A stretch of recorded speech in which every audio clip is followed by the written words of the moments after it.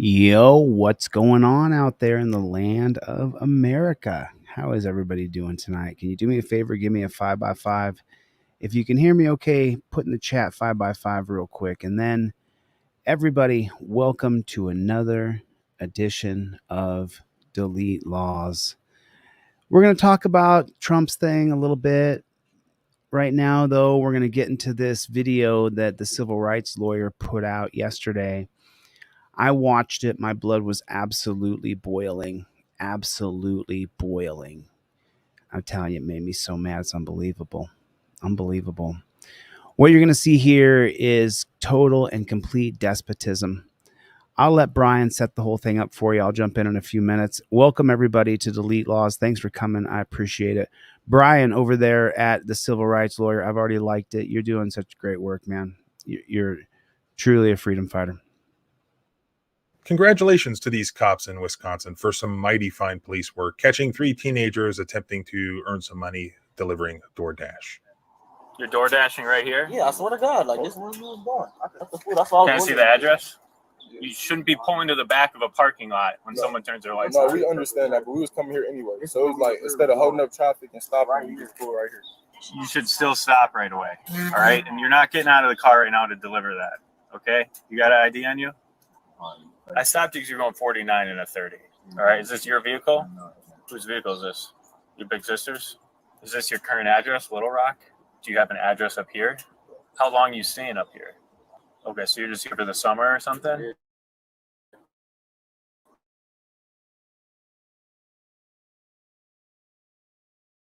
Leave the phone in there, sir. Step out, leave the phone. Leave the phone in there.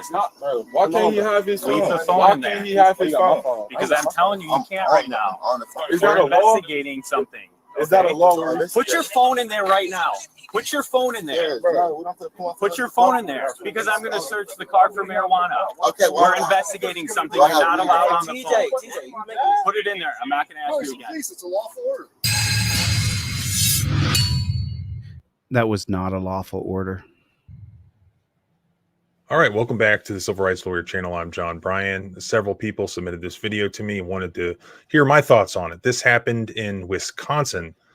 This was originally uploaded by the YouTube channel Patrolling Wisconsin. Check them out, give them the credit they deserve. Let's go through this together. There are several interesting issues here having to do with basically a traffic stop for speeding that almost from the very beginning was actually a drug investigation and possibly racial profiling. Let's go through it. This video begins as basically a run-of-the-mill traffic stop. The allegation was going 49 miles per hour in a 30 mile per hour zone. Of course, if you look at this footage, you can see that in West Virginia, this would be like a 70 mile per hour zone because it's basically a 4-lane highway with raised medians. So this looks like a speed trap-ish area anyways. No other criminal allegation other than the speeding. And as sometimes happens when somebody who's being pulled over doesn't immediately submit to the authority of the government, they flip out. The police officers flip out. So you can see for yourself here from assuming that the emergency lights turned on when the body cam was activated. Really, I don't see a problem here.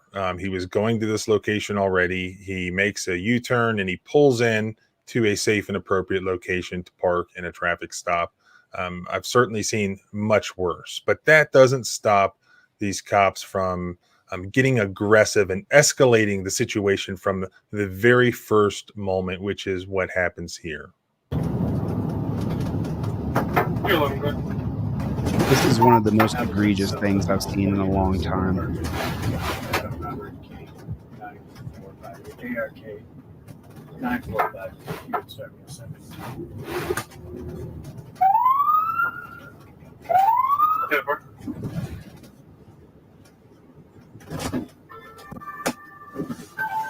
Well, stay in the car. Stay in the car. No.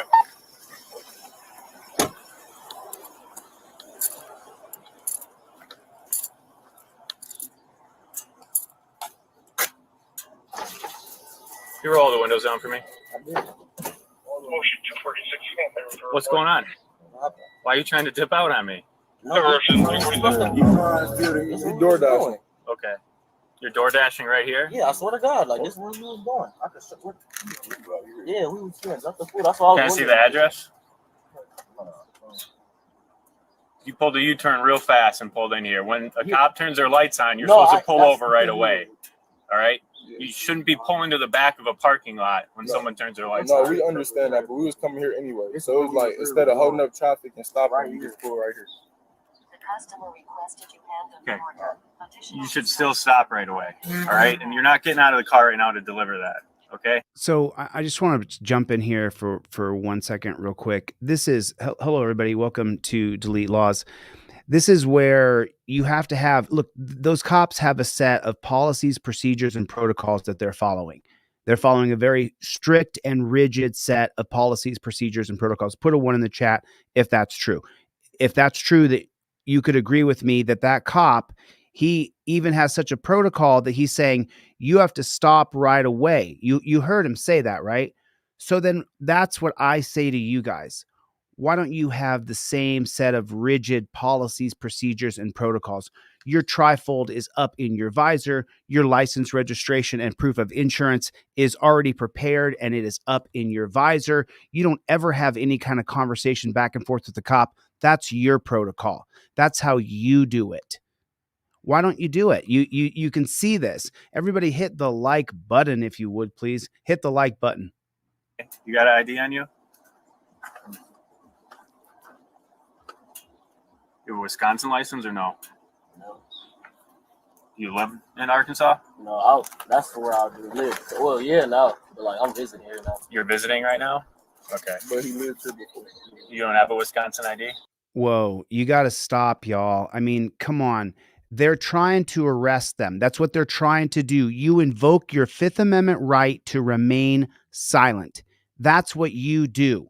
You don't ever go into this back and forth game that this copper is playing with this young guy. You don't ever do that. You immediately invoke your Fifth Amendment right and back it up with your camera just like that. You never, ever, ever go into this back and forth like this. Watching this just made my blood boil because this young guy's just making so many mistakes and he allows the cop to take total control over him. It's old. Okay. His emotions as well. I stopped because you're going 49 and a 30. Just so you know. Okay, you're going 19 over. All right, is this your vehicle? Whose vehicle is this? Your big sister's? Okay. Is this your current address? Man, do not play this game with these pigs. Do not answer their question back and forth. Invoke your Fifth Amendment right. It's on the trifold. Rock? Do you have an address up here? Nothing? You didn't see the How long are you staying up here? Man, if this doesn't make you mad, then you don't really love freedom. This is ridiculous. You don't ever answer any of these questions, ever. I was supposed to leave because I go to college. So I was supposed to leave by the end of this month. Okay, so you're just here for the summer or something? Yeah. Okay. It's none of his damn business. You don't tell him what you're doing. You invoke your Fifth Amendment right to remain silent. You show him the trifold. You put it right in his face. You say, respectfully, sir, I'm going to invoke my Fifth Amendment right to remain silent. And that's how you do it nicely. You don't have to be as hardcore as me.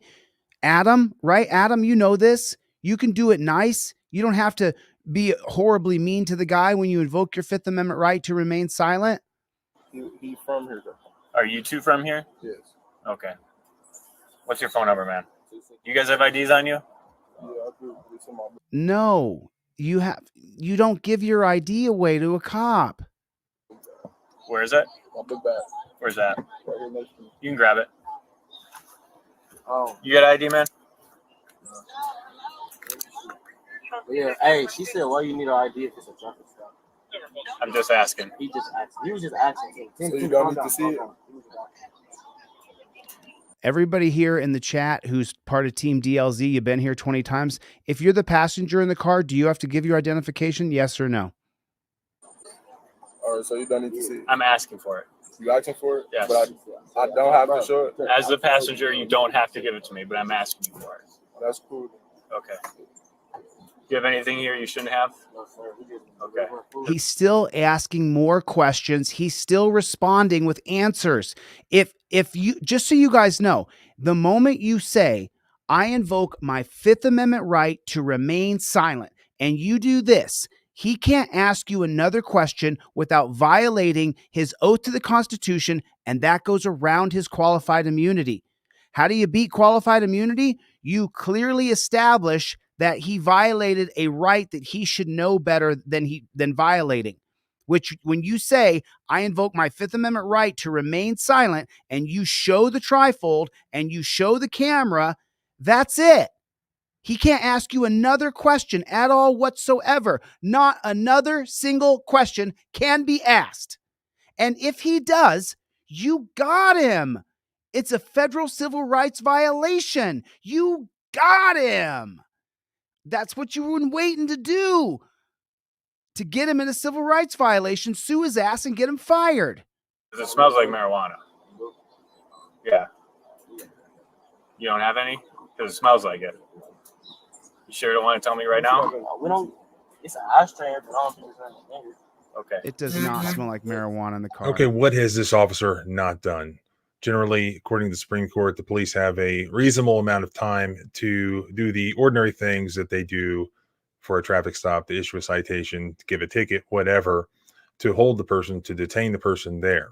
They're not allowed to go on fishing expeditions. And what's happening here? The reason for the traffic stop was speeding. The driver gives his ID. He cooperates with everything he's ordered to do. And instead of doing what the officer's supposed to do, he's going on a fishing expedition. He doesn't go and run the guy's license. He starts asking him questions about the license, like it's any of the officer's business where the guy's staying, for how long he's staying. If he has a driver's license in another state, he is allowed to drive in Wisconsin. It's none of his business. Yet this guy's answering his questions. That's the point. You don't answer questions, but you don't say, I don't answer questions. You say, I invoke my Fifth Amendment right to remain silent. That's how you do it. No other way. There's not a secret way.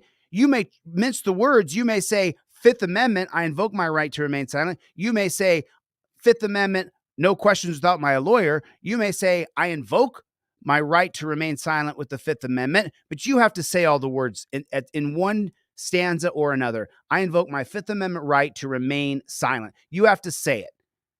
That's what has to be said. Salinas versus Texas, 2013. That's what you have to say. You have to say, I invoke my Fifth Amendment right to remain silent. At one point, the officer asks for the passenger's windows to be rolled down. There is authority for that if there's dark tint on the windows, that the officer can ask for the rest of the windows to be down so that he can, see for officer safety concerns inside. But what I think really is happening here. And so where is that? Listen to what Mr. Bryan said. Listen to what he says right here closely. And then where does that come from?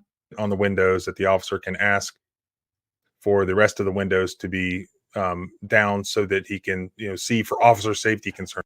Officer safety is the first pillar of Terry versus Ohio that strips our liberty away from us, that everything is done in the name of officer safety. He can make you roll your windows down, make you get out of the car, make you lay on your belly, put you in torture cuffs, all in the name of officer safety. Inside. But what I think really is happening here is, again, he's on a fishing expedition and he wants to smell that marijuana. Maybe he thinks he's going to smell in that car, which is absurd that we're still allowing law enforcement to do this, to search people's cars over the alleged smell of marijuana now in 2023. Let me see. It's like nothing like using. Okay. Smokable. 3. That's probably what it is. This is your sister's car? Yeah, this is it. Okay. You know if anyone smoked in it recently? That's what you So let me, I hate to be a spoiler for y'all, but there is no Mary Jane in the car. There's no smell of Mary Jane because they don't have any Mary Jane. They're going to fabricate that there's some shake in the car, but there is no shake in the car. So it's a lie. I just want you guys to know up front that every word about the Mary Jane is a lie. She said she did probably before we used it. That's probably why. Is that sister on the phone? Yes. Okay. Tell her it smells like weed in here, and you guys are driving it. It doesn't. Okay.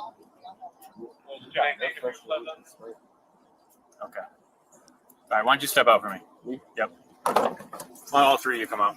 Okay, so what are those two court cases? How come he has to get out of the car? Because of the 1977 holding of Pennsylvania versus Mims that says you have to get out of the car if you're the driver in the name of officer safety, which comes from what? The 1968 case of Terry versus Ohio. Pennsylvania versus Mims is not possible without Terry versus Ohio. He's ordering the passengers out of the back of the car.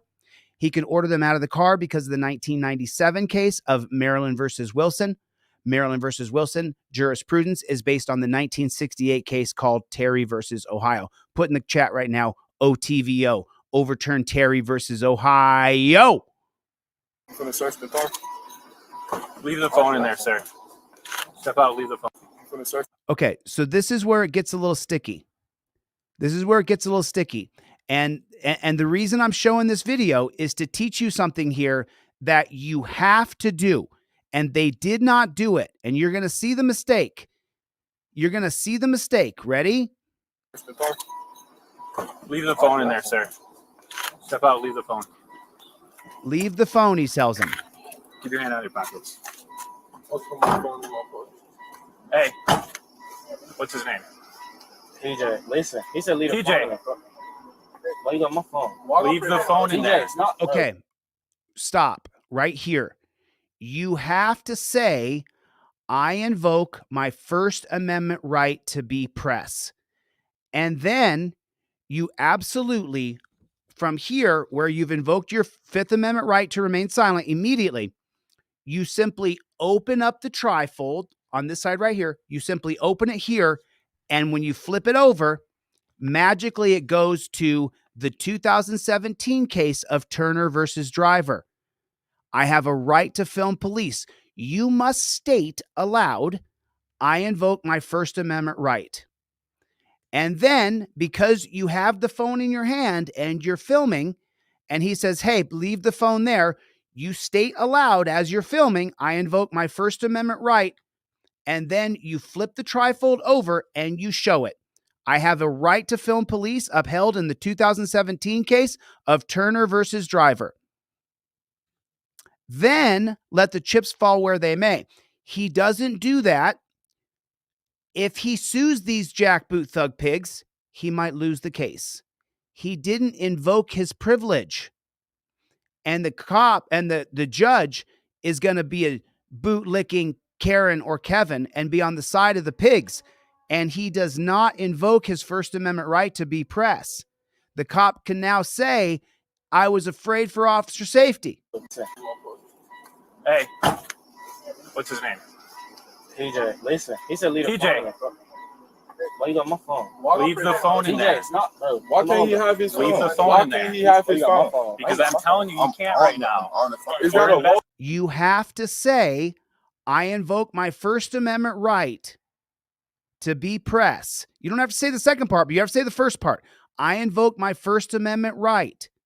You have to say it out loud. Investigating something. Is that a law? Put your phone in there right now. Put your phone in there. Put your phone in there because I'm going to search the car for marijuana. Okay, We're investigating something you're not allowed on the phone. Put it in there. I'm not going to ask you again. We're investigating something you're not allowed on the phone. TJ asked a very important question. You may have missed it, but he said, do I have weed on my phone? Listen to what the TJ in the white tank top here says. The car for marijuana. Okay, We're investigating something you're not allowed on the phone. Do I have weed on the Put it in phone? there. I'm not going to ask you again. It's a lawful order. It is not a lawful order. However, TJ did not invoke his First Amendment right. And that's why he's going to have a problem in court. He's going to have to. It's a lawful order that we can't have our phone. Put it in there. That shit sound dumb. Put it in there. You Put your phone in there. I don't care, my nigga. And look at this 100-pound pigtail there. You guys know how I feel about this. Women can be police. They should not be in a capacity where they have to take on men physically. It's wrong. I'm not going to ask you again. I'm not going to ask you again. Ask your face on. Calls 211-110-80. This is the reason the civil rights lawyer, he cut this so that his video wouldn't get censored. So F you, YouTube. I'm not even using the original video. I'm using John's so you don't demonetize my video because you suck. Like, sis, hey, can't we record? Ain't that our right to record, my nigga? Hey, ain't that I like to record? Oh, he doesn't have the trifold. When you invoke your Fifth Amendment right to remain silent, the trifold's up in your visor. You have your phone, you say, I invoke my Fifth Amendment right to remain silent. Cop says, don't film me or give me your phone. All you do is flip the page. Very first page is my right to film police. It's right there. I designed the trifold for a step-by-step for you. All you have to do is film. Don't be afraid. Film that cop. Have your trifold ready to go. I'm showing you in real time what's going on in the world. You get to see it. I'm showing you how to beat it. And I'm dead serious about what I do. Step in front of the car. Step in front of the car. I like to carry my nigga, get a boy. I'm not going to ask you again. I'm not going to ask you I'm gonna again. ask your face on. He's in torture cuffs. Pulse 211, 11080. Like, sis, hey, can't we record? Ain't that our right to record, my nigga? Hey, ain't that our right to record? Step in front of the car. Yes, it's your right to record, but you don't have the literature and you're not filming. Step in front of the car. Stay right here. Stay right here. Okay, my nigga, I'm not moving. Stop resisting. All right. Don't resist, I'm turning You around. are. I'm telling you to face the car. So just for reference, no crime has been committed other than speeding. This guy's just trying to DoorDash, and this cop is harassing him via this fishing expedition that he's on. So he orders him out of the car. That is something that generally police officers can do for officer safety reasons, even though he admits on video here that. And every time you guys hear officer safety, I want you to tell everybody in the room that is Terry versus Ohio. Put a 1 in the chat if you can make me this promise. Every time you hear someone say or a cop say that's an officer safety thing, you're going to say officer safety comes from Terry versus Ohio. That's how they have a policy. They create all of their policies around Terry. Put a 1 in the chat if you know that. And if you're going to tell every person, every time you hear officer safety, you say that's from Terry versus Ohio. That was created by a racist Supreme Court to make sure that cops could grab black people. And now it's applied to all of us. That's the reason why we didn't have officer safety from the ratification of the Constitution in 1793 all the way up until 1968. Why is that? Because blacks were freed in 1964. 4 years later, Terry versus Ohio. That's why. Officer safety, the white cops got to be able to grab the black people. Everything's not racist. Terry versus Ohio is based on race, and the laws used against us today are mostly created, most of the laws, most of the policies, and the statutes, ordinances, and laws were created for black people. And if you don't know that, you haven't been around delete laws for very long. That he's doing it for pursuant to his marijuana investigation. But where does he really screw up here? Well, one of the passengers gets out of the car, and it looks like he's trying to video record what's happening on his cell phone. Then the officer tells him, no, you have to throw that phone back inside the car. Ridiculous. Because we're going to search it for marijuana. Can he do that? No, absolutely not. No, he can't. Really what he's doing is violating this guy's First Amendment rights to try to stop him from videoing what's happening. And what happens, though? What happens?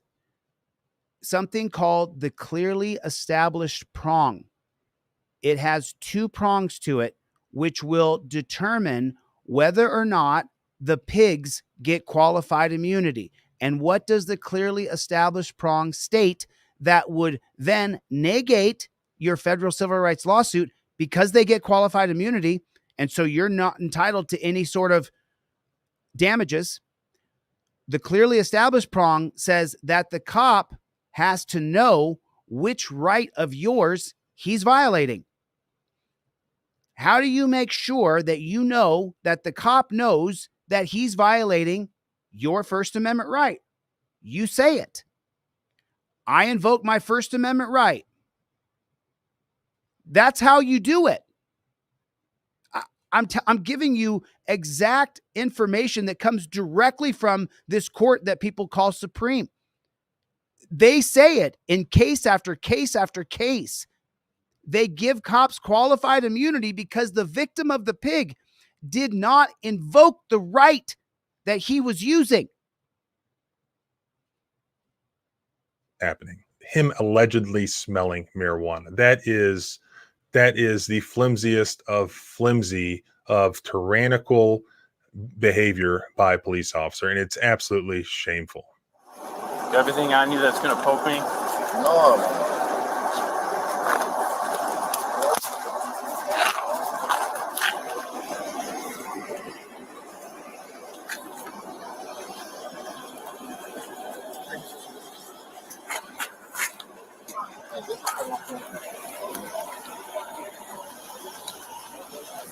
You're under arrest for obstruction. Just so you know. Okay. Bro. So now he's under arrest for obstruction. I mean, what did he obstruct? What? Obstruction. Obstruction. Back of the car. And look how many cops are there now. A half a dozen cop cars. And you got the pigtails there who are both just useless.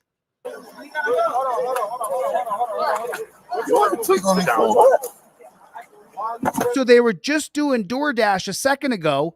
Now they're watching their friend get taken off in torture cuffs to the dungeon. For doing what exactly? Okay,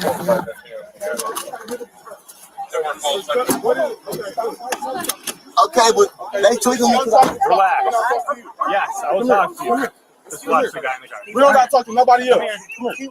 Why is he getting arrested? Why is there so many people here? It's just 3 of us. Come here. What's going on? We good. We don't got to talk to none of them. We talking to him. Who pulled us I'm out? Tina. Put this Now down look. for a minute. We Hold will on, hold on. talk Talk to to you. you. Look, we don't got to put Put it it down. down. Wait, We no, don't gotta wait, put but it it you down. answer We don't like, got to put it down. Okay, let me just say something. The cops cannot take the phone out of your hand. That is not their right to do. Now, because though he's not saying out loud, I invoke my First Amendment right to be pressed. He's not saying it. When the Kevin or Karen judge, and you guys know I sue all over the country. In the federal cases I'm in right now against cops, the judges are ruling against me on everything. The judges work for the cops at the federal level, at the state level, at the Supreme Court level. He's not stating that he invokes his right to be pressed, that he invokes his First Amendment right. And because he's not saying it and he's not showing it on camera, the literature, this cop could get qualified immunity under the guise that he's trying to keep order. He'll tell the judge, I didn't know these guys. They're from out of state. There's 3 of them. They're young, youthful, and athletic, skipping the word black. And I had legitimate fear for my safety with their hands floating around freely that maybe they were going to go and grab a weapon. And that Kevin or Karen judge is going to say, he never did say he invoked any of his privileges, which is we would know as our rights, but the judges call them our privileges. Look. wait, just let Now, him talk. now, why is he being arrested? Do you want me to explain to you Yeah, what's why is going he- on? Put your phone down. I'm not talking to you. I'm talking to you. I don't have to put my phone down. I'm Put your talking to phone you. down. I'm talking to you. I'm not talking on You the really phone. want to do You that? just sit it up. I'm You want talking to to say? you. But he's not saying what his rights are. Bro, I don't give a fuck. Hold on. I don't. It's not a law that I have to put my phone down. You talking to me, start talking to me. You're not arresting me. You're not doing shit. Tina, I'm gonna sit the phone up. The shorter of the two. Hold on. Whoa, We good. Come with me. Just talk to him. hold on. These cops are out of control. Take him to the side and hang on him over there. Whoa, Come with me. where I'm going? We good. Come with me now. Who is this pig? Who does this pig think he is? These guys have done nothing wrong. What is happening here? I'm asking, like, why is there so many people when it's just 3 of us? I don't We just know. trying to deliver DoorDash. I'm late. What's going on? We just delivering. This is a way to try to get cops for you to talk. Look at these wasted pigtails. DoorDash. And he was like, "Why we trying to? I'm trying to show y'all where we." Look how they treat you like you are some sort of diseased threat that you can't go without a certain parameter. And they all have their murder gloves on. Right? He was like, "Why you trying to dip off of me?" I'm like, "This is where the order is at." And I showed him the phone, and he was like, "The reason why I'm pulling you over because you was doing 49 and 30 something." I wasn't even going that fast, to be honest. I didn't feel like I was going 49. I literally just. That's why I turned into here. Like, I just turned in, was trying to deliver the food, and then. Do you have your driver's license with you? No, I have This my. officer's going to take your name from you. I have. No, You see my ID You already? got it already? Yeah, he's the driver. what is going on here? Why are you harassing this guy who is just trying to earn a living here. And look at the two female police officers, like they're standing at the ready to grab a hold of those tasers. That's funny. He and I noticed the same thing. What a waste of space. We have pigtails that are just for political correctness. It's a joke. He's got your ID already? He's seen everything. Oh, okay. Got it. That's what I'm saying. Like, he's trying to deliver the food. Another reason why there's so many of us is because some of us are training. We should be good. There's a lot of. I'm like, this. Some of us are training. You shouldn't be there at all, honey bunny. I'm sorry. I'm all for women in every kind of role there is, except for being in physically charge of a man. I don't agree with it. Fundamentally, it's wrong. You can pull it up. It's like 1, 2, 3. It's like 6 of y'all. I just told him to leave. We're just trying to get them their food. I don't even know. When you have women on the scene and there's physicality between human beings, men become chivalrous and want to protect the women. Of course we do. We're men. And so when a woman's involved and she gets into a melee and another man is involved, then that man will escalate things to show his bravery and his chivalry as he protects the pigtail. What else is anymore? All right. Well, we'll get it figured out. Keep them back and just stand over here for me. Good. Come with me. Boy, she's I mean, look at this chick. How she is just, she thinks she's your daddy, your mommy, your alpha, your God, your omega. Keep them back and just stand over here for me. Why? He's done nothing. He's not armed. He was delivering food. Why does he need to stand where you tell him? That's BS. And I would have told her no. Good. Come with me. Just talk to you. okay, talk Who's to on me. the phone with you? I don't have to tell you that. Why are you being like this? Because you're being a total douchebag, pig. It's my right. You're making this. You think you better than me because you're a police officer? You came over here and you arrested him for having his phone. You see how dumb that shit sounds? Why Yes, he did. Why is he in the back of your car? You guys over. Why is he in the back of your car? That's what I'm Exactly. You asking. want me to explain or no? Answer my You're just question. talking over. Answer my question. I'm trying to Answer talk my to you. question. He still asked him, why is he in the back of your car? And all he wants him to do is answer the question. Pulled you guys over. Answer my question. Why is he in the back of the car? That was the question that he asked. Back to the beginning, right here, after this dumb pig is telling him where to stand. Keep them back and just stand over here for me. Now listen, he clearly asks a question here. He says, we were just delivering food, and now he's in the back of your car. Listen. Good. Come with me. Just talk to you. okay, talk Who's to on me. the phone with you? I don't have to tell you that. Why are you being like this? Because it's my right. You're making this. You think you better than me because you're a police officer? You came over here and you arrested him for having his phone. You see how dumb that shit sounds? Do you see how dumb that is? They were right. Why is it? Why is he in the back of your car? Why is he in the back of your car? He asks a freaking question. Guys over. Why is he in the back of your car? That's what Do I'm you want asking. me to explain or no? Answer my You're just question. talking over. Answer me. my question. I'm trying to Answer talk my to you. question. Answer the I pulled you question. guys over. Answer my question. Answer the question. Really? Yes. Okay. I'm not talking to you about this. No, he Oh, don't okay. want to talk to you. He don't want to say why the fuck. Just stay here. Exactly. That shit. They think they dealing with somebody who's stupid. Just stay over here. Is it your car or somebody else's? I wouldn't say he's highly educated. Obviously, he doesn't know his rights. He doesn't know what his rights are. Obviously, he didn't have the trifold. Obviously, he didn't have the Fifth Amendment cop card. Obviously, he didn't announce that he was filming and invoked his First Amendment. Big sister's car? How long you been in Wisconsin? If you My God. And the answering of questions for the love of God, for the love of humanity, for the love that's all that is good. I set the trifold up, the biggest part. I invoke my Fifth Amendment right to remain silent. They can't ask you any more questions after that. Not, I don't answer questions. That's not what you say. I invoke my Fifth Amendment right to remain silent. It's on your trifold. Like, then you don't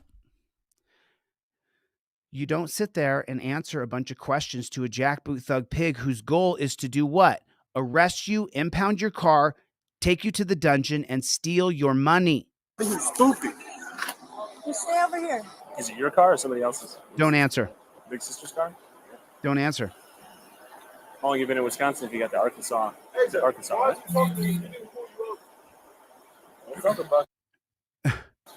No. He said, Listen to the question his friend asked him. Is it Arkansas? Right? What's up about shit? You are answering questions. You are saying things to this pig who wants to arrest you. How long you been in Wisconsin? Why would you answer that? Summer? What's that? Summer? Just for the summer? Yeah. Okay. It's him. He's sitting there looking stupid. He don't know what the fuck to say. Him right there walking away.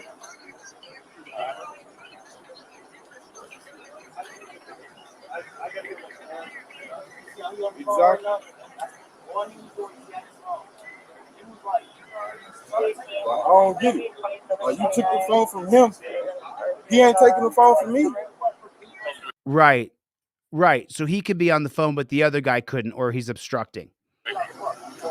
But you shouldn't be on the phone. You should be recording, my brother.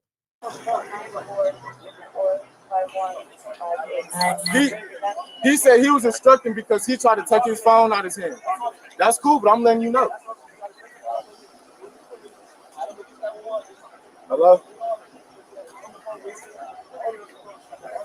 Okay. You, who put us over? What you doing? He's talking to the boss. He'll be over in a minute. He talking to the boss. He'll be over here in a second. Talking to the boss about what? These guys have done nothing wrong. Somebody else. Hey, Jay, come grab the phone. Come grab the phone. No, stay here. Look at this. This is absolutely the most ridiculous part of this entire well, it gets worse. It gets worse. Stick around. It gets much worse. But they're just trying to hand the phone to each other, and look at them running like they're in some sort of rugby match. Stay here. Stay here. We're done moving around. Just throw it. That's what I'm telling you. Can you just throw it? I'm not finna. Look at this. You have I'm sorry, ladies. I'm sorry. I apologize. Don't be offended. You see those 3 pigtails right there? I could run them over in 2 seconds flat. Bonk them on the head, take their weapon away, and knock and do whatever I wanted. All 3 of them. One would have to shoot me to stop me. It's absolutely preposterous that we're doing this. You cannot take on a man, and we should not put women in this position. This is ridiculous. Fight with no police officer. Look, he's saying he doesn't want to fight with them. Look at these 2 women. Like, are you joking me? And listen, just so you know, this comes from a guy who sits around and watches women's NCAA wrestling.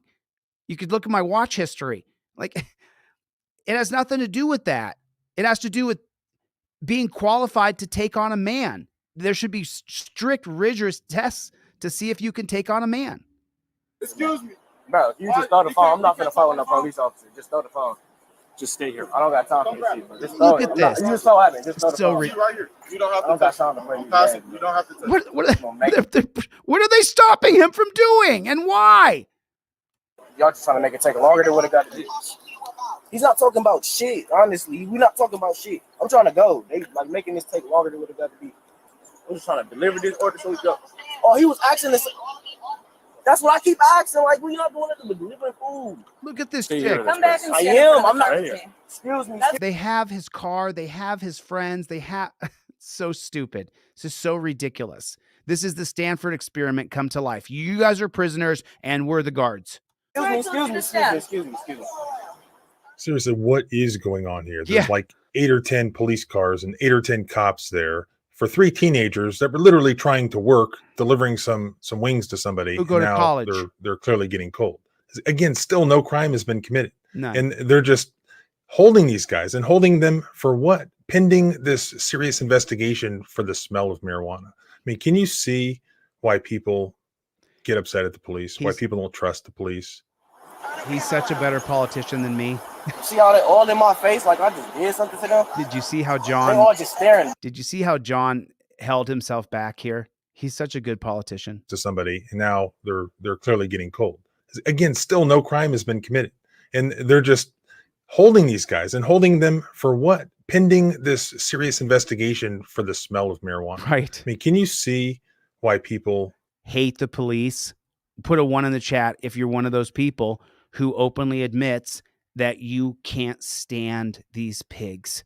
Put a 1 in the chat if you openly admit that you can't stand these jackboot thug pigs. Hate's a pretty strong word. Some people equate hate with you want to kill people, and that's not true. Nobody on Team DLZ, we don't stop.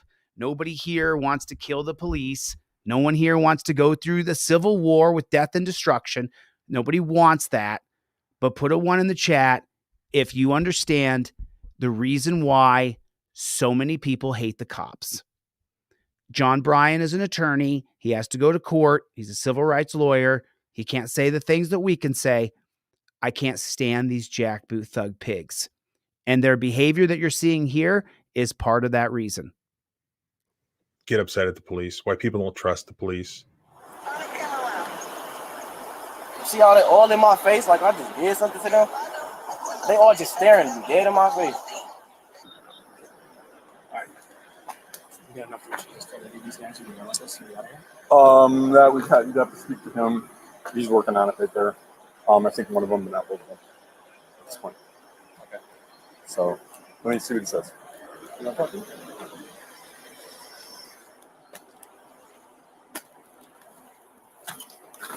We got enough to just 1080 these guys and get the heck out of here? Or is it all in that bag? There's no weed. It's just scales and bags. Scales got It's just scales. shake on or anything? It doesn't look like it. There's no shake on it either.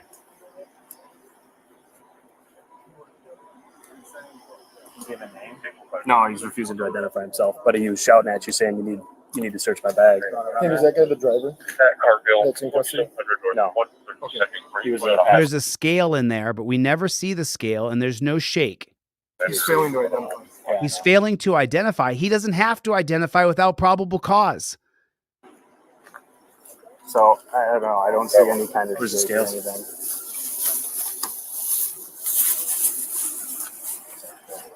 Go on, just look at it right there. Sounds good.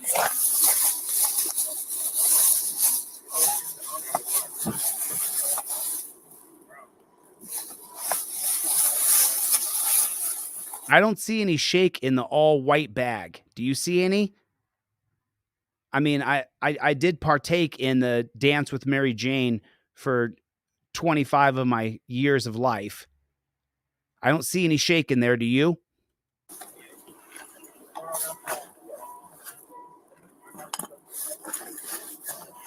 You going to arrest kids for shake anyway? Is that what we need 15 cops doing? Is arresting 3 teenagers for shake? You know it's mine. You know it's mine. You know it's mine. It's my bag. You know it's mine. You know it's mine. It's my bag. You know it's mine. So he's asking him. He has something in his hand. This wasn't in the bag. It's cool though. It's mine. It's cool though. It's mine. He says. You mean that? No, I'm saying it's mine. I'm saying it's mine. Huh? Exactly. That's how dumb you sound. And now the cop is offended. What is dumb ass? He looking at me dumb as hell. He's offended. Yes. How many times I gotta tell you, bro? Okay. He's claiming it. Claiming what? That there could be shake in a bag? Take him to jail? It's ridiculous. This is ridiculous. Officer Jake. Wait, you didn't. That could have been her. That could have been her. No, wait, that could have been her. Bro. Trey. Oh, she just said, yeah, it is mine. No, wait, that could have been her. Bro. She may have a license for that. Trey. He said it wasn't in the bag. Yeah. Hold on. They're cuffing him up and taking him away to jail. This is ridiculous.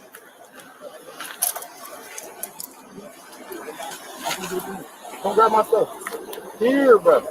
Don't grab stuff's his here. AJ! Bro, Look grab my phone. Look at them grabbing him like he's the worst. And there's the pigtail with the torture cuffs. That's what she's good for in a physical battle. All right, let's keep everybody's stuff straight. Let's keep everybody's stuff straight here. Why are you bothering them? Listen, avoid this. Pull the trifold down. I got it down to $20. 3 for $40. Get 2 and I'll give you 3. Or they're $9. You can print it at home. Avoid all this. Take what I teach and use it. use what I'm teaching you. Have the trifold up on your visor. I send you a rubber band with your trifold. Have it up on your visor. Have your license, registration, proof of insurance. Have everything up on your visor ready to go. Don't get caught in this. If they had said nothing, I guarantee you none of this would have happened. I can't really guarantee it. We live in a jackboot thug pig culture. So I don't know. They are 3 black guys in Wisconsin. So, reputation for waspy Wisconsin isn't exactly looking so good right now. And I love white people. I love white people. You listen, I don't know what else I can do.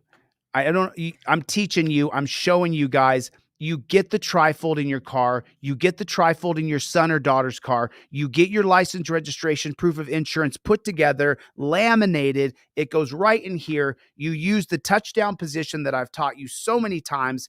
Hands go like this so you can't get shot. Everything you have to provide by law is right there. It says it right on the trifold. Don't ask me where I'm coming from. Don't ask me where I'm going. Don't ask me if I've been drinking. Everything I need to provide is in the slip below. Right there.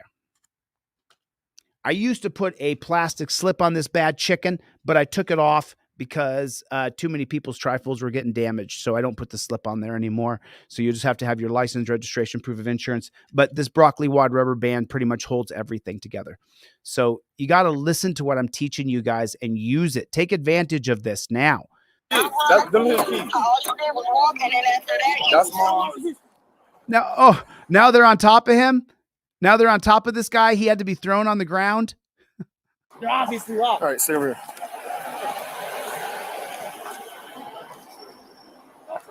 They went from delivering. I was food. taking pictures. I had nothing to do. He told him to grab his phone. I didn't see. I was taking a picture.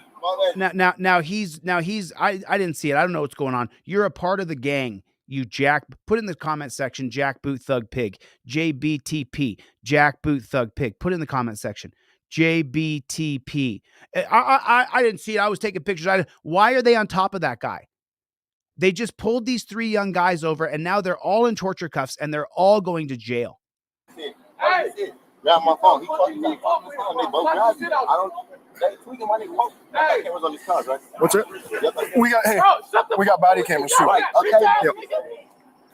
Yep. Were you here yesterday? Put a 1 in the chat if you were here yesterday. I read the entire New York Times Magazine article.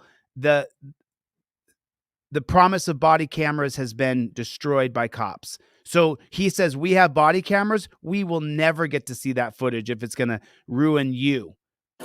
We got body cameras too. Okay. Yep. Who are you yelling at? So we got squad cams and we got body cams. Right, and we won't get access to that if there's if someone dies. You'll redact it, you'll hide it, you'll delete it. So we got everything. Everything will be recorded. You want to let dispatch know that he's 1080? Oh. Take him. I haven't done nothing this whole time. Make sure you control that elbow. I haven't even done anything the whole time. I can stand up. Like, why y'all grabbing me? I didn't do. Make sure you have control of that elbow. What are you talking about? You guys aren't controlling us. We're willingly going. If we all fought back, we would overwhelm you. You're not controlling that elbow. You're such a douchebag, dude. Nothing this whole time.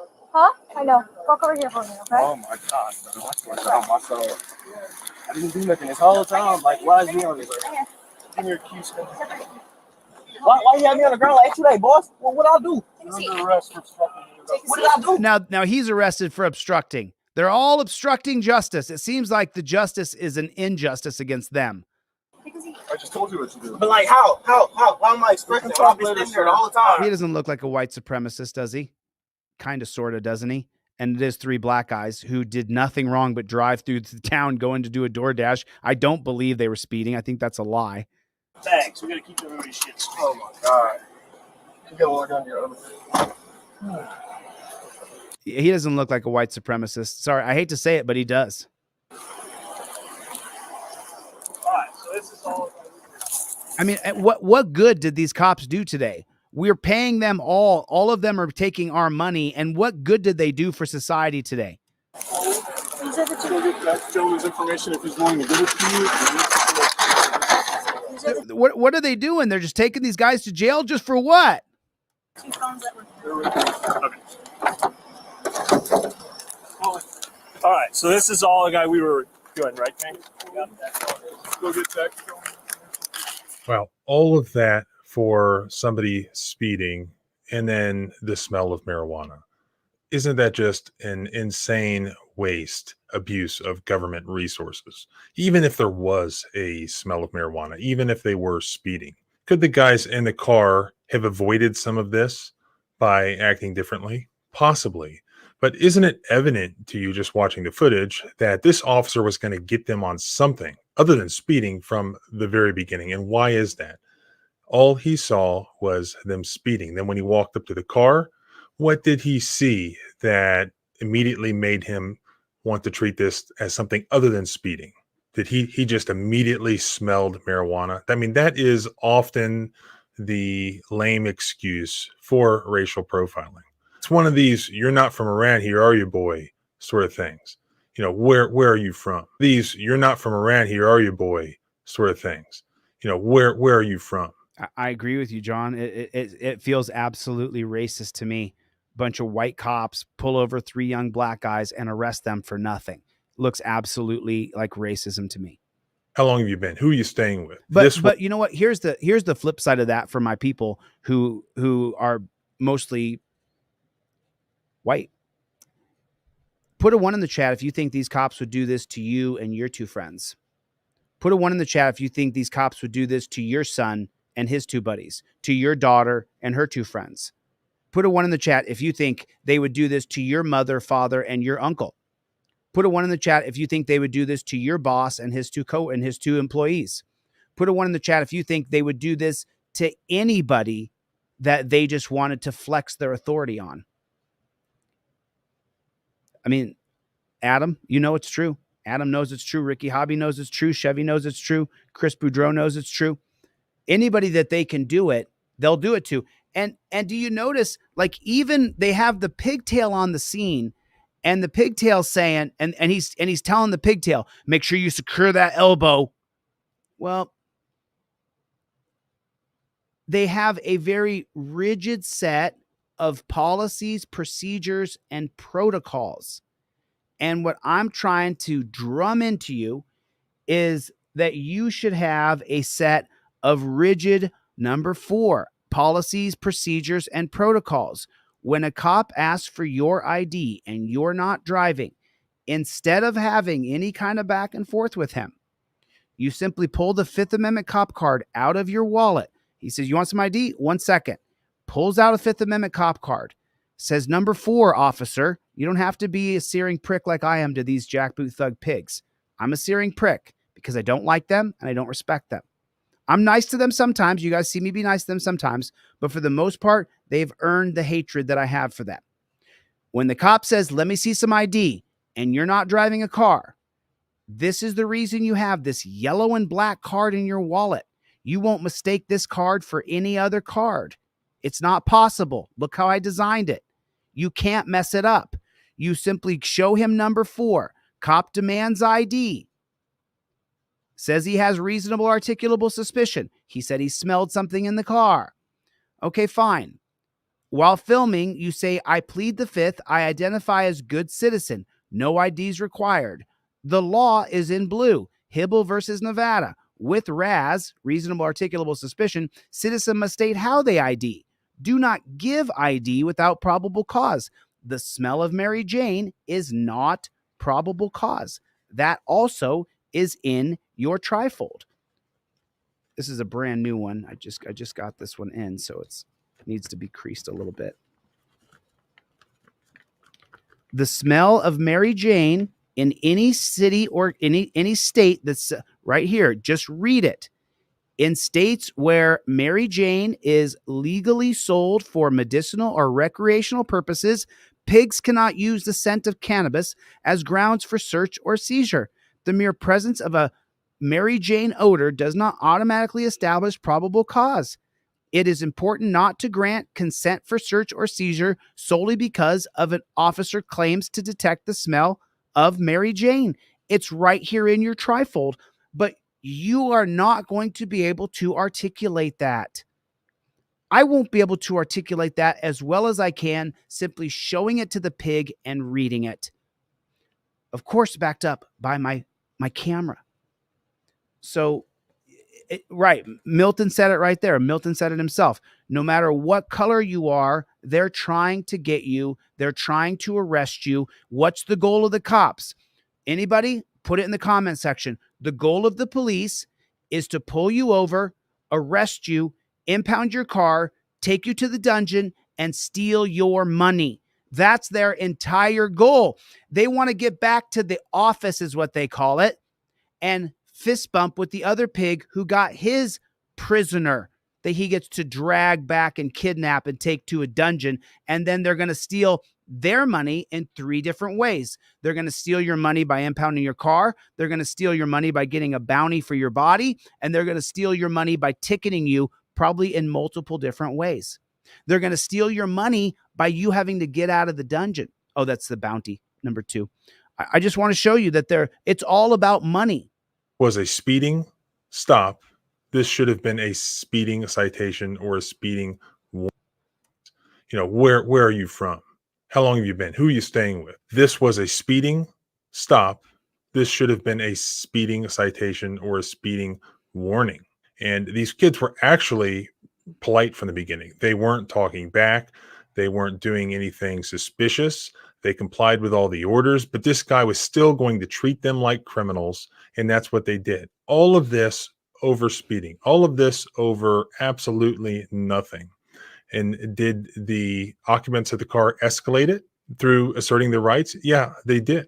But then that caused the cops to retaliate against them, looking for anything. And best as I can tell from watching that video, they didn't even find marijuana in the car. No, they didn't. They found, quote, shake. No, Brian, they didn't. I mean, unless you saw a different video than I did, Brian, what I heard the cops say is no, that they didn't find it. That the one suggested that they found it. The other one said no. And then I didn't see any shake in the bag, but I haven't seen the original video and Brian has. So maybe he has more information. And some scales. And they were going to use that. And they were looking for anything to justify the abuse that and harassment they were engaging in. How many dental plans do we see in this video that are completely unnecessary to the taxpayers of this area in Wisconsin? I mean, go out there and investigate some actual problems, but don't harass people over nothing, especially people who are just trying to earn a living. Look how they are treating people, and the next generation as well. Look how they are treating people. That's exactly what I'm talking. Jeremy just asked down below. Yeah, Jeremy, you bet. I'll give away 3 free trifolds right now to the next 3 people who go to deletelaws.com and go to the contact, go to deletelaws.com, go to contact and put free trifold. Put mail me free trifold and then put your full address. It's right now 7:01 p.m. The next 3 people. So it'll happen pretty quick, you guys. If you didn't start typing already and go to my website and then go to the inquiry form or the contact form, 3 people may have already done it, but I'll give away 3. And Jeremy, if you contact me, I'll give you 1 too. Okay. So I'll give away 4. I'll give 1 to Jeremy. Jeremy, reach out to me. I don't know how I'm going to identify you. There's going to be 10 people who are Jeremy now, but yeah, I'll give away 3. I'll give away 3 hard copy trifolds that I'll put in the mail for Christmas. Merry Christmas to 3 people.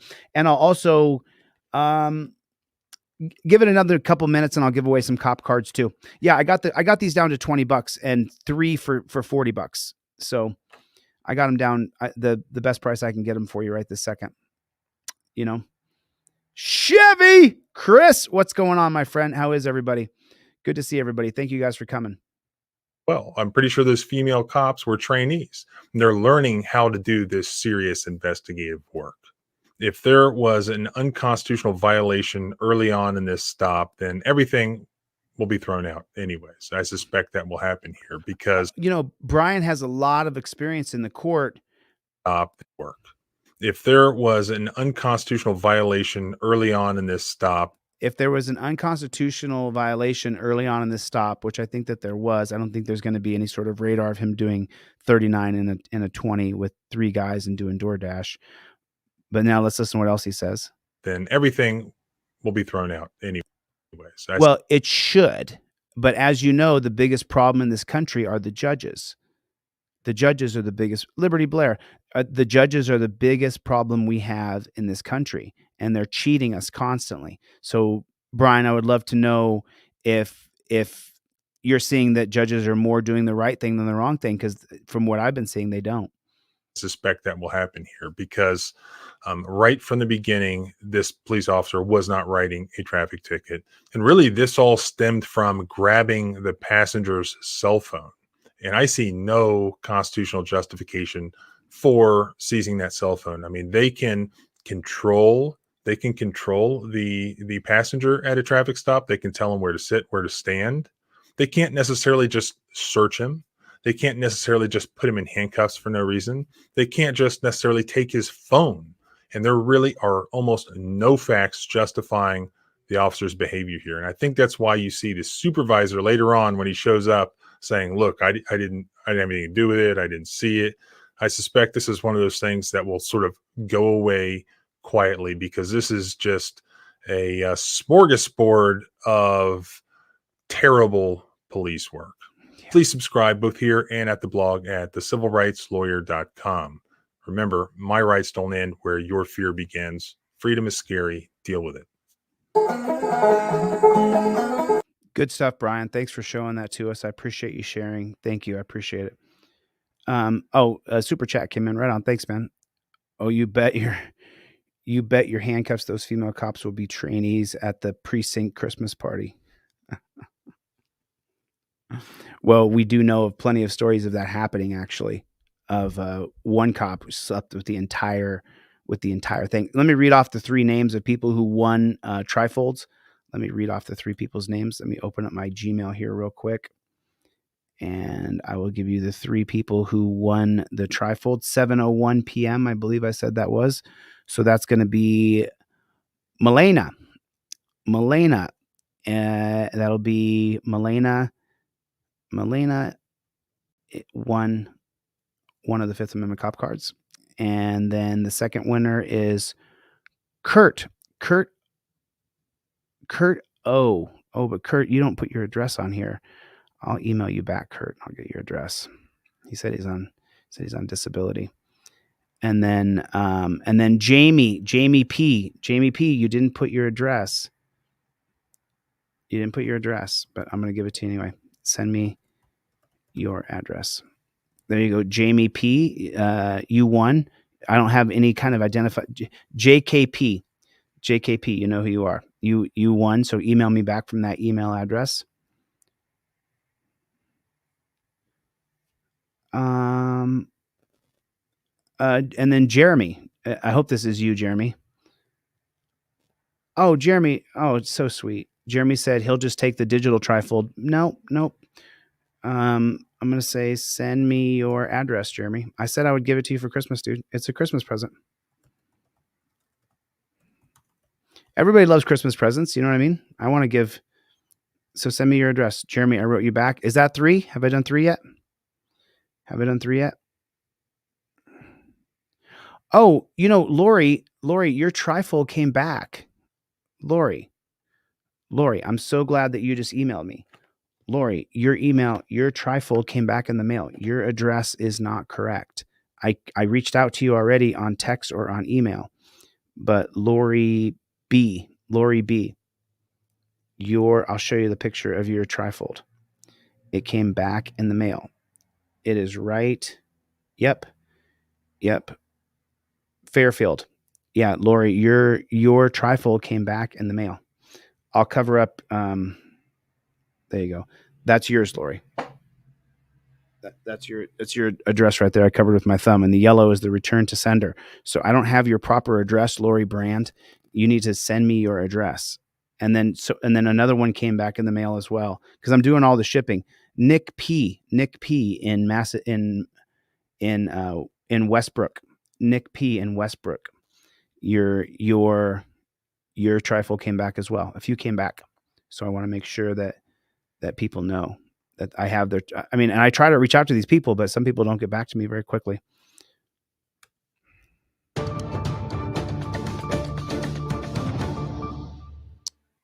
We are following breaking news. The Colorado Supreme Court has ruled that former President Donald Trump will be left off the state's primary and presidential ballots.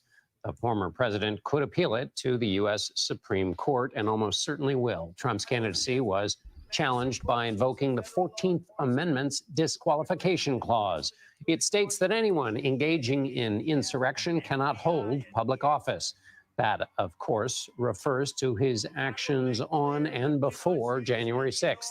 CBS News Chief Washington correspondent Major Garrett joins us now. Major, what's your first reaction to the ruling? Well, let me give you my first reaction first. You guys know I'm not a Trump supporter. I don't like him at all. He wants to indemnify police, hold them harmless, and make it so we can't sue cops. He does back the blue rallies. He's the one who said, put him in the car and don't be nice about it. And then George Floyd got not put in the car nicely and murdered. And then our city's burned. I don't support Trump at all. On the other side of the coin, though, Trump was not indicted for insurrection. He was never tried for insurrection. He didn't participate in an insurrection. I think he's an inept leader. I think he should have gone, like, if my people here, if Bruce here was rioting and Bruce had a group of people who's had the We Don't Stop sweatshirts on, and they were over at a building and they were rioting, I would turn on my phone and turn it towards my face and say, hey, Bruce, can you do me a favor? Can you stop doing that, buddy? Can you stand down for me, man? It looks bad out there. But Trump didn't do that. So either way, though, Trump was not charged with a crime. And as you know, the problem that you and I have, and that obviously Trump has now, is the judges are overstepping their constitutional boundaries. He simply wasn't charged with a crime. He wasn't charged with insurrection. So I'm just not sure how you can disqualify him using the 14th Amendment. That this is an important moment for Colorado and quite possibly, John, an important moment for the nation. The Colorado Supreme Court was asked to answer a never-before-asked question in our entire history. Could the actions of a president blocking the peaceful transfer of power and setting in motion a violent effort to resist that peaceful transfer of power be, according to a court, deemed an insurrectionist? And if so, therefore disqualified from ever appearing on that state's ballot again? Okay, but let's take a look at that. And here's what the Colorado Supreme Court was using. Let me see what you guys can see. So let me get rid of me and Chevy here so you guys can just see the screen. So this says Section 3 of the Civil War's era's 14th Amendment says, it doesn't really matter. See how it says Civil War era? It doesn't matter. As you guys know, like I always say, if there's a law on the books, there's a cop willing to enforce it, or a judge or a prosecutor. So the 14th Amendment says no person shall hold any office, civil or military, under the United States who, having previously taken an oath, which Trump did, as an officer of the United States, which obviously the president is the top officer, to support the Constitution of the United States, shall not have engaged in insurrection or rebellion. So those words are pretty clear. I understand everything written in Section 3, other than adding this here. That's never mattered throughout the history of time. As you guys know, we're still living in Richard Nixon's America. People will say this is Barack Obama's America or Trump's America. No. The police state, prison state, death state that was created by Richard Nixon, the criminal, is the state we're still living in. Richard Nixon appointed both Rehnquist and Warren Burger to the Supreme Court. Both were Chief Justices. Both had a tyrannical reign as Supreme Court Chief Justice that created laws against you and me. This is Richard Nixon's America. So don't get that confused, because people will try to throw you off because they don't really study. They don't read things. They don't. They see something on the internet and they repeat it, but they didn't actually study it. You know what I mean? You have to really look 5 different ways at a source and then go deeper into the source of the source. And you just have to keep on doing research. So I guess when I put the thing on there, I guess it covers it black. I didn't mean that, but it says here the Civil War era 14th Amendment. No. So the 14th Amendment, the 13th Amendment, 14th Amendment, 15th Amendment, the 12th Amendment, the 11th Amendment, these amendments are still, they're still relevant today. You know, if you go, so let's take a step back. Let's go back to the 11th Amendment. If you guys don't know about the 11th Amendment, 1795, there's a case here. Let me show you guys something here.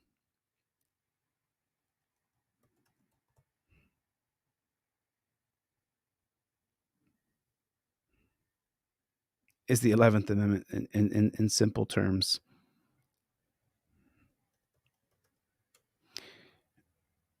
$17.95. So in 1790, so let me see what you guys can see real quick. In 1793, there was a famous Supreme Court case. Let me, I hate to walk you guys down all this stuff, but you have to know these things or you don't understand history.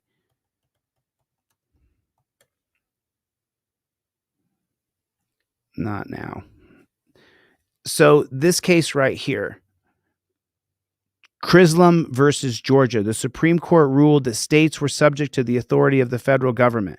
This decision initiated a series of events culminating in the 11th Amendment to the U.S. Constitution, an amendment limiting the judicial power of the U.S. Supreme Court. And so specifically what that did is it made it so that states could not be sued. And so you say, so why would Georgia be concerned about being sued? Well, the North Atlantic slave trade ran through the port of Georgia, and so there's so many different things. I can go off on tangents here. And so what happens is the state can be sued in Chisholm versus Georgia. And so what that does is that puts the state in a place where they're going to be sued later for the North Atlantic slave trade. So the 11th Amendment is passed in 1795 so that it makes it so states cannot be sued unless they agreed to be sued. And this is based on that 1793 case of Chisholm versus Georgia. The devil is in the details. The 11th Amendment, that you can't sue the state unless the state gives you permission, is still the constitutional amended law that it is today. So you could say the slave era 11th Amendment that made it so that Georgia would have absolution from being sued, immunity from being sued. And you could say the slave era 11th Amendment, but it's just trying to create a way for you to see it differently. The 9th Amendment that is going to be ratified in 1793 is still the 9th Amendment. It hasn't diminished or changed. So whoever the Trumper was, or whoever the person who put this in here about the 14th Amendment, the Civil War era 14th Amendment. So anyway, I was kind of making this today because I want people to understand, as much as I don't like Trump and I would never support this guy indemnifying police, having back the blue rallies, saying, oh, we're going to indemnify police and hold them harmless, we can't sue them. You're going against everything that I am as a person. I hold police accountable and I sue them. So you want to take away accountability and take away my lawsuit. So you're my adversary. That's how I see Trump. Regardless, though, he was tried by the Supreme Court for a trial that he never had. There was never a trial for insurrection. To support the Constitution, having engaged in insurrection or rebellion. January 6th was an embarrassment for the FBI, getting caught trying to create a way to arrest conservatives and Trumpers, MAGAs, because the FBI led January 6th. They orchestrated January 6th. They helped people go through there. Oh, Chevy, right on. Thanks, Rob. Chille, if you run for governor of California, if you run governor of Cali, of Arkansas, I can't understand what you're saying, but I think you're saying, I can't understand what you're saying, Rob. I think you're saying run for Cali or Arkansas. Either way, though, man, I appreciate it. And Chevy, thanks for the 10 memberships. I appreciate it, man. God bless you, dude. Thank you. God bless you. people gave to me. So anyway, I just wanted my position to be clear here that so live and Inspire photography. If you didn't know this and you haven't done your research, it's all over YouTube. You can find it. The hearings were done where they asked the FBI director, had him on the stand, had her, I think it was one of the associate directors of the FBI, and they asked her under deposition, and they said, did you or did you not have agents of the FBI in the crowd? And she said, I cannot answer that question. And she said, did you or did you not have agents of the FBI entering into the White House as though they were part of the crowd? And she said, I cannot answer that. So the FBI was caught just red-handed and just so you know, this is not something that's new. Going back to J. Edgar Hoover, when he took over the FBI in 1924, the FBI has been complicit in 9/11, in the Gulf of Tonkin, of the assassination of Kennedy, the assassination of Malcolm X, the assassination of I laugh because it's just despicable. You know what I mean? It's so despicable that you kind of have to just go, wow, these people, how bad has the FBI been? I've tried to get the FBI to assist me in numerous different matters over the last couple of years. They have never assisted me in anything. They just don't really work for anybody but the Democratic Party. It seems like they become a political arm is what and that goes all the way back to J. Edgar Hoover, who took over the FBI. I mean, that's just the way it is. But anyway, I'm sorry that I got a little bit distracted here. I just wanted people to know.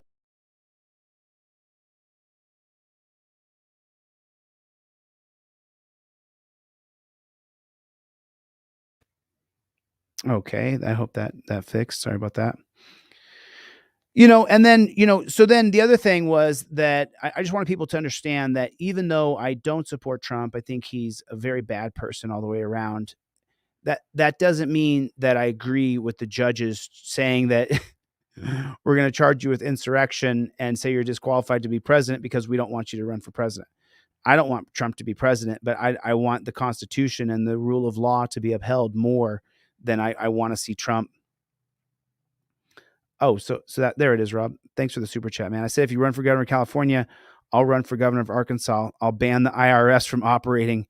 There's no law requiring us to file or pay income tax. I know I'll win on that promise alone. I wish you were correct, man. I do wish you, Rob. I hope that you win, bro. I hope that you win. And I have to decide where I'm going to run before 2024. So before 2024 is over. So I have to make a decision and establish my residency wherever I'm going to run. If it's going to be in Cali, I'm already a resident. But but back to what you said. So the IRS. So here's where you're going to have a bit of a sticking point. And if I was you, I would listen to. I wouldn't read it. I would listen to.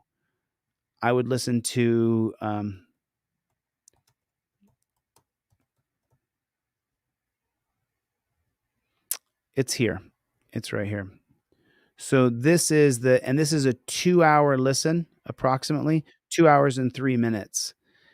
If I was you and you wanted to understand how the people of this country are and how people are in general, I would listen to this thesis that I think they call it a memo or a publication. But it was published in 1776, year of the Declaration of Independence. And what Thomas Paine would write in Common Sense was that, and thank you, Rob, for the super chat. God bless you, man. What he would write in Common Sense, it was a way to win over the British faithful who wanted to stay attached to England. And what we found here in the States was that 2/3 of people didn't want to do anything. Only 1/3 of people wanted to do things. And of that third of the people, only 10% of them actually took action. And that's what you get called 3%ers. So when this is a 2-hour read, I'll drop the link down in. This is you could read it, but it takes you longer. And also when you have someone read it to you, they give you a certain cadence and talk. Like, that's one hell of a crack, baby. right? Like that's a crack baby right there. I see a crack baby. Or that's one hell of a crack baby. That's a different way you say it, right? So that's what, when you have it read to you, that's what helps you. That's what helps you so you can hear it. Let me see. Should I give away some cop cards real quick? All right, I'll give away 3 5A cop cards. Let me give away 3 5A cop cards right now. That's the driver. I'm going to give away driver and non-driver cop cards right now. So that's a pair. I'll give 3 sets away to the next 3 people who go to my deletelaws.com, go to contact. I need your full address though this time. I'm not going to wait. And it's 723 right now. The next 3 people who go to the contact form on Delete Laws. Merry Christmas. I'm just giving some Christmas presents away to people.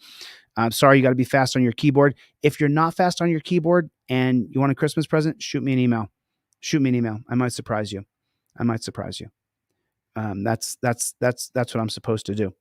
So the next 3 people, I need your full name and your full mailing address in that inquiry. So you better type fast. The next 3 people, it's 723 right now. I'll give away 3 more sets of Fifth Amendment cop cards. I don't have any emails in there yet. So go to the inquiry form. Nobody has emailed me yet. It's 723. Got my first email right in just now. Let me see if they got everything in here.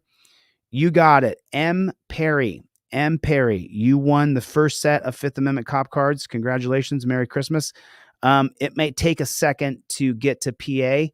You might get there before Christmas, might not. I'll get them in the mail for you first thing tomorrow morning, I promise. Let me see if any more. Let me get 2 more cop cards as Christmas presents right now. So M Power got, okay, that's it. I got them. I got 3 people. So let me see. The next one in the list is going to be D Morris, also in PA. D Morris, also in PA. I'm sending you the pair of Fifth Amendment cop cards totally for free for you, brother. Merry Christmas, dude. Merry Christmas. Is that the same D? Yo, D. Is that the same D that was in the chat for Jimmy Dore earlier? Is that the same D? Is that the same Derek? Is that this? Dude, that's you. What's up, brother? So Derek and I were on Jimmy Dore's live stream earlier. I was watching his live stream. Jimmy Dore is one of the few people I watch pretty religiously. And right on, man. I'm super glad that you got in and you won a set of Fifth Amendment cop cards. I'll tell you what, Derek, I'm going to throw you in a trifold as well, brother. I'm going to give you a trifold and Fifth Amendment cop card. Merry Christmas, bro. And then let me get another winner. Let me give another set of Fifth Amendment cop cards away. I'm full. That's it. I got them all. Now I'm getting like dozens of, I can't keep up. I just get inundated. But if you guys need them, I can give the digitals away for free, but it's the mail costs that are so expensive. There's so much mail cost. So then I got Drake R in Iowa. Drake R, you won, brother. I'm sending you, let me take a screenshot of your address. There it is. And now I'm going to send you the Fifth Amendment cop cards 100% for free. And by the way, you guys, these are only $8. So it's not like you're not winning a huge prize, you know. It's a huge prize to have this in your wallet. It's a huge prize to have it in your wallet so that you know when you get pulled over, I just grabbed the yellow and black card. I got it numbered 1 through 6. You see how I numbered it? So if you're the driver or the non-driver, which one is this one? This is the non-driver card. It gives you the step-by-step tutorial of what you do. When you see the cop, step 1, cop cited or citing, you start filming and you state the words aloud, I invoke 1A. And then the cop comes up to you while filming your 2017 case of Turner versus Driver upholds your First Amendment right to film cops. Step 2, cop approaches and says any words to you at all. While filming, I invoke my Fifth Amendment right to remain silent. In the navy blue is the law. The Fifth Amendment's unequivocal. Cop loses qualified immunity for questioning you. Now, number 3 here, this is with the assumption that you're riding in the car and they demand you out of the car. You exit and plead, I plead the Fifth Amendment while you're filming, and you say, I do not consent to searches or seizures. Maryland versus Wilson, cop believes you're armed and presently dangerous, or he's not ordering you out of the car. So he's ordering you out of the car because he does believe you're armed and dangerous. Just remember that. Flip it over. And then number 4, the cop says he wants your ID. That's even with reasonable articulable suspicion. What you do is in the yellow. I plead the Fifth, I identify as good citizen. No ID is required. The law's in navy blue. Step 5, you tell the cop off. Vulgar language. Cop says he's going to charge you with this or that. While filming, you state my right to free speech is protected by the First Amendment. because it's on film. You're allowed to curse them out. First Amendment is upheld in the 1971 case of Cohen versus California. Cop loses qualified immunity for arresting you. So just don't resist and let him arrest you. Number 6, cop says, let me talk, don't interrupt me. While filming, you state my right to free speech is protected by the First Amendment. First Amendment's upheld in 1987, case of Houston versus Hill. It's your right to interrupt police. So, I mean, these are only $8. You get 2 pair and I give you 3 pair. Like, I mean, I literally have thousands of these. I have thousands. They don't do me. They're $8. They're $8. So you get 2 pair, I give you 3. You get 2 trifolds, I give you what is it? It's 3 trifolds, I give you 4. Because then it's still 6, whatever. I'm just trying to make the math work so I don't kill myself. But these have got to go out. That's why I dropped them down to $8 for a pair. So that you get 2 cards for $8. You get the driver and the non-driver. Non-driver is just ever so slightly different. It's the idea that, and I did the step-by-step for the driver as though you're being pulled over. And if you're in a friend's car and you don't have your trifold, you should have your trifold in your car, invoke your Fifth Amendment right to remain silent. But if you're driving someone else's car or you're in a rental car, you shouldn't be lost because you don't have your license, registration, and proof of insurance all up on the visor. You should pull out your license and whatever you got to give to the piggy, and then pull out your Fifth Amendment cop card, which again walks you through it. As the driver, when you see the cop pulling you over, you start filming him and say, I invoke my First Amendment right. Cop approaches and states alleged infraction or questions you while filming. You give cop all the legal documents and state, I invoke my Fifth Amendment right to remain silent. What that does is stops the games.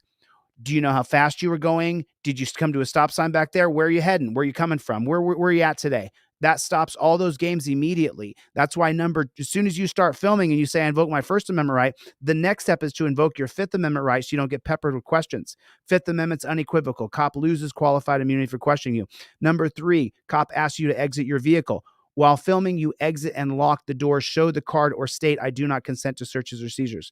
Pennsylvania versus Mims, cop must believe you're armed and dangerous. So just remember that. The cop believes you're armed and dangerous if he's asking you to get out of the car. Number 4, cop asks to search.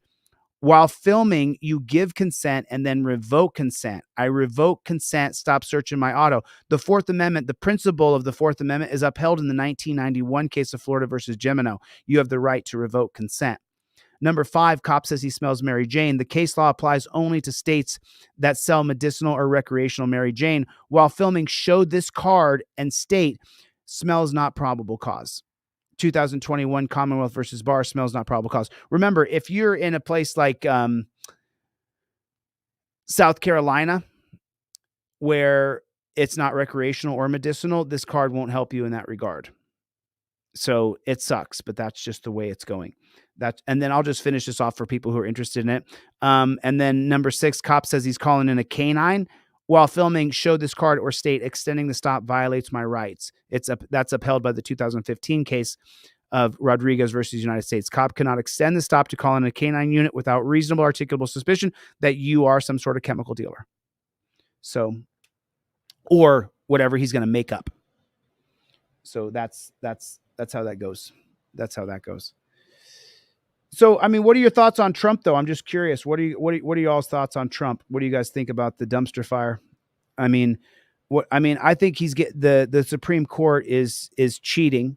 I think the Colorado Supreme Court, what they're doing, I think is atrocious. I think it's embarrassing for our Constitution. He was never charged with insurrection. I don't like Trump at all. Hate his guts. He wants to give cops immunity. You and I don't align, brother. Sorry. Don't hold it against me if you're a Trump supporter. He wants to hold cops harmless, and he wants to say that we can't sue them. I hold cops accountable, and I sue them. He's my antithesis of freedom. So I don't know how you can suspend your mentality to vote for a pig like that. But if that's what you're going to do, that's what you're going to do.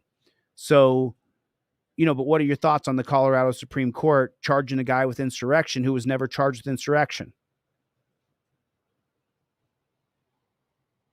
That to me is as tyrannical, So, yeah.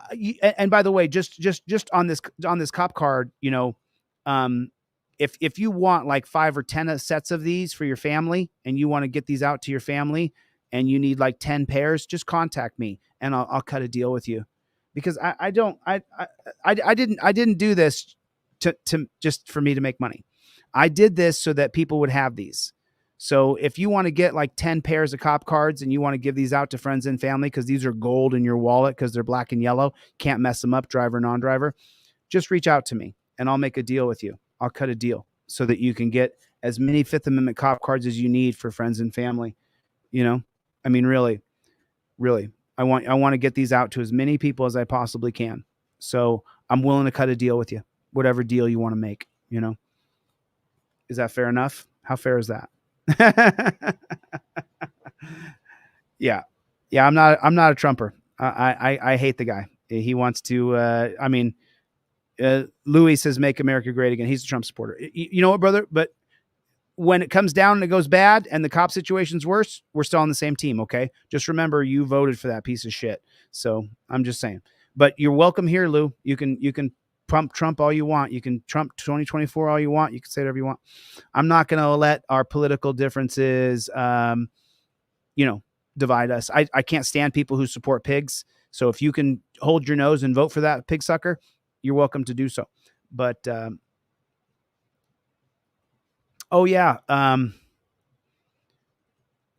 Chevy, thanks. So Chevy gifted out 10 memberships during this live stream. Thank you, Chevy. I appreciate it. Yeah, I appreciate that. Dr. Donna says, careful what you wish for. If you want to see him go away, as he's not been charged or found guilty, if what is being claimed, and if the court gets away with this, you're next. Dr. Donna is saying exactly the reason why I'm speaking up for Trump. He should not be being held accountable for something he was never charged and tried for doing. Because that could happen to me in 2 seconds flat. This should not be happening to Trump. He's not a martyr. He's a piece of shit. He should not be banned from running based on the Colorado Supreme Court just creating some fantasy. It shouldn't be happening. It's a travesty of our Constitution. It's against our Constitution, and everybody should be upset about it. Let's who didn't get a cop card? Let me look in here and let me give a couple more cop cards away. Let me give a couple more away. I still have a list of people here, so let me just go in order here. I had another one here at 7:24. Mario M in PA. A lot of people in PA watching, huh? Mario M, I'm sending you a pair of Fifth Amendment cop cards for free, brother. Merry Christmas. Let me give away a free trifold. I got a list of people already. People jumped on the email and started emailing me stuff. If I have your full information here. There it is. There's no address, though. There's no address. I'm not going to say the name. You got to put your full address in. No address on that one either. Let me get a full address on this bad chicken. There it is. I got one in New Jersey. I got Alexander D in New Jersey. I'm giving you a free trifold, my friend. Free trifold. Free trifold for Alexander D in New Jersey. There's the screenshot right there. So there's another free cop card and a couple more, another trifold going out. So I'm a little over 10 now. Because remember, I got to copy and paste and put this address on an envelope and stamp it because my assistant's gone for the pro anti-Trump here. Yeah, I'm not a Trump supporter, but to say that you can't run for a crime you didn't commit and were never tried for, like,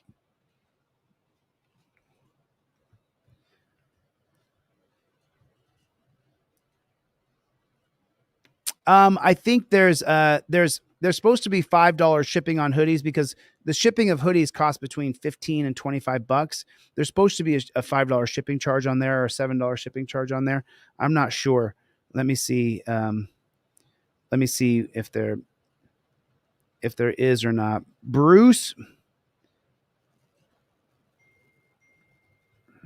Yo, Pistol Pete.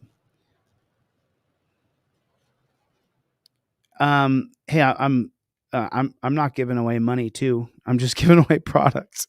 Someone just hit me up and requested. I get one or two a day, you know. I get one or two a day. So anyway, let me check. Let me see. Anybody else? Should I give away another? Well, let me look in the list. And should I give away another? Has anybody been here a bunch of times and they haven't got a? I mean, say whatever you want. You're welcome to say whatever you want. I'm not going to engage in any way, shape, or form. Good luck. Okay, so there was a $5 shipping charge. Yeah, there's supposed to be a $5.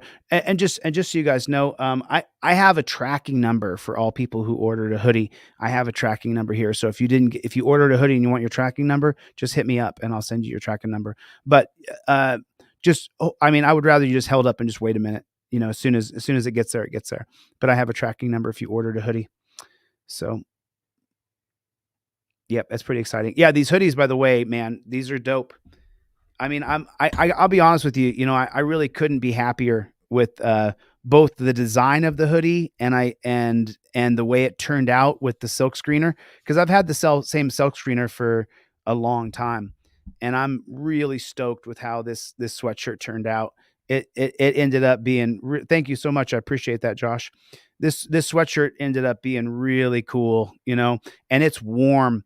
And then I've washed this one already. And when you turn it inside out, it's still the inside of it's super comfy. I mean, it's comfortable, you know, like, I mean, but I think you guys know, you know, I went downtown LA and I sourced this because any kind of, you know, if you buy a t-shirt from Teespring, you're just buying some garbage, you know, and I didn't want to sell garbage, you know. I mean, I make $20-$25 depending on if it's XXX, XX, if you live in far Florida or if you live in Arizona, the shipping charges, I make between $20-$25 somewhere in there. And so, but I'm not going to sell a hoodie that's not just badass. You know, I mean, I'm not going to, you got to put your hoodie on and be like, oh man, I feel good in this, you know, and that's what I want. You know, I want a hoodie that's comfortable and warm. And it's taken everything in me not to just start giving these away to people, but you know, it's oh, I know, I'm with you. Naya here said, I'm neither left nor right. You can't put my viewpoint in a box. I could do this also. I could do a couple calls real quick. There's a couple people. There's a couple people here that wanted me to give them a call about their situation. And let me see if I can reach David here. Dave, leave a message. So that's Dave. Let me try his home line here. It wanted me to give him a call, talk about some stuff. So see if I can reach him.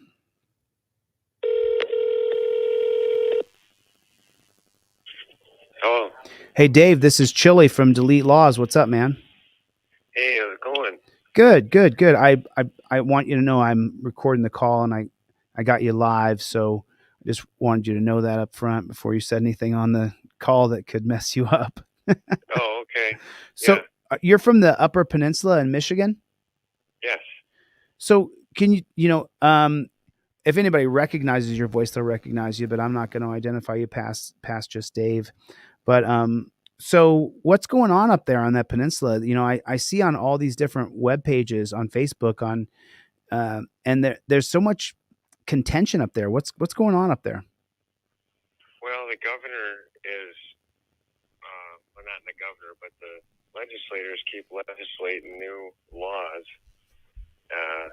and then the governor approves them.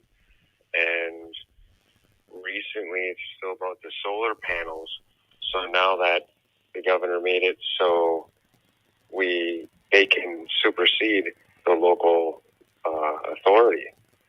So because they can do that, she can do that now, and it goes into effect, I think, in 30 days. I'm not sure if that's correct or not. But it's soon that now she's going to be able to implement all these solar farms that she wants to put all over the UP. Oh, and okay. there's local people that are getting into contracts with these companies that want to put the solar farms in, but the local people are saying no. Well, then now it's superseded, so now the local people don't know what to do, so there's causing lots of controversy in that area. But what I know I watched a video about with the police and all that other stuff, but what I have found out, because I had been investigating our county since COVID started, and I tried to figure out government. Well, during that process, I found out that nobody was following the Constitution, the state Constitution. Oh, I'm sure of that. I'm sure of that. Yeah, so then I found out that the form of government that the local township and counties have are a democratic democracy instead of a Republican form. And I wondered, how did that happen? And because we're supposed to have a Republican form of government. So I started investigating, and I found out that basically they incorporated the people with government and the political parties. So we're all one.